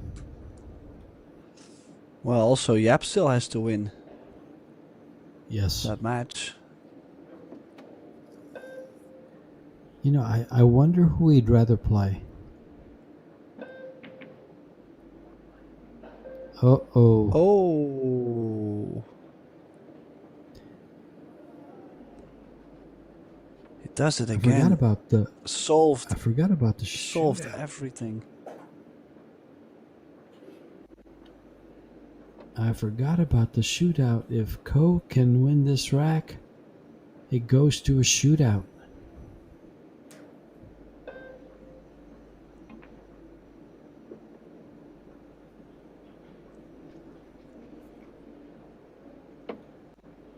Wow, it's there.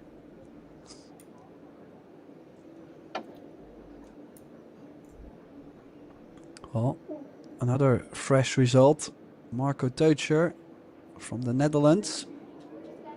The Dutch Kiwi has beaten former world temple champion Wojciech Szczewczyk 3-1 in sets. Marco must be playing well. He's been putting some time in lately, working out a lot, practicing a lot, just next to his work at Massey in New Zealand. Good for him. Oh, and he's hung the 4. Did you see Shane get up off that chair? Oh, he looked like a kid in a Watch candy this. store. Watch this. Oh, Oh. we didn't get to watch it. We didn't get to see He it. stepped up like, oh my Lord.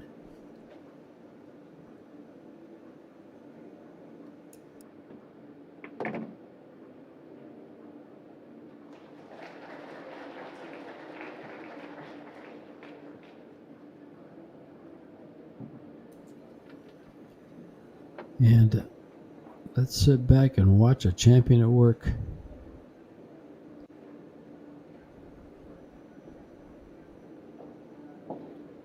Because now, one miss and we have a shootout. Put that man right there. I don't think anybody would be bidding against him here.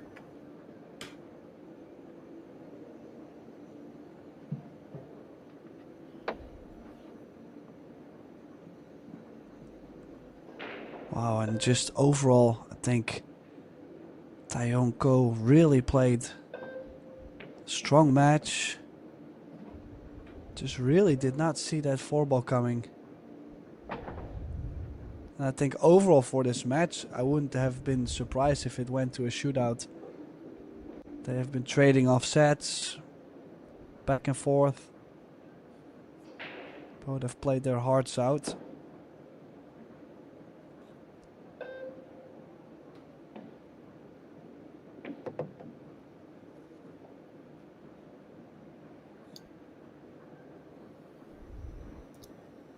Well, 3 balls away from closing out this set and winning game number 26. 25 sets have gone through. 25 racks have gone through this match so far.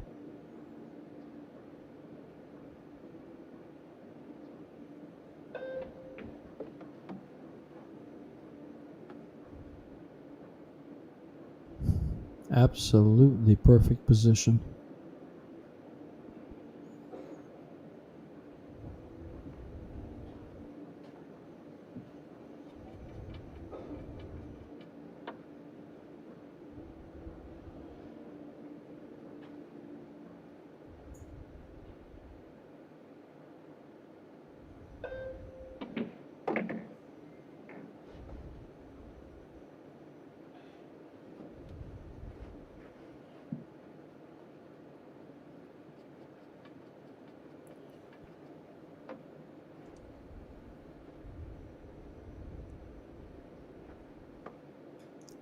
This 10 ball to close it out.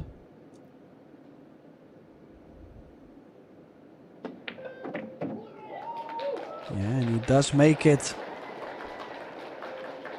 to the quarterfinals, Shane van Boning. What a match by Tayong Ko. Threatening to take Shane van Boning out of this tournament. And what a relief for Shane when he saw that 4-ball missed. And then, was it the 7-ball that he missed again? No, it was the 4-ball all the way. Okay. Shane on to the quarterfinals, as Tim said. And this, are we going to see stats? We've been seeing stats after some games and not others. But if they're stats, enjoy them. This has been George Tayong and Tim de Ruyter bringing you the live action from Ho Chi Minh City in Vietnam. Stay tuned. We have another quarterfinal. We have the quarterfinal match coming up, and then we have the women's final at 8 p.m. Vietnam time. Thanks for joining us. Y'all come back now.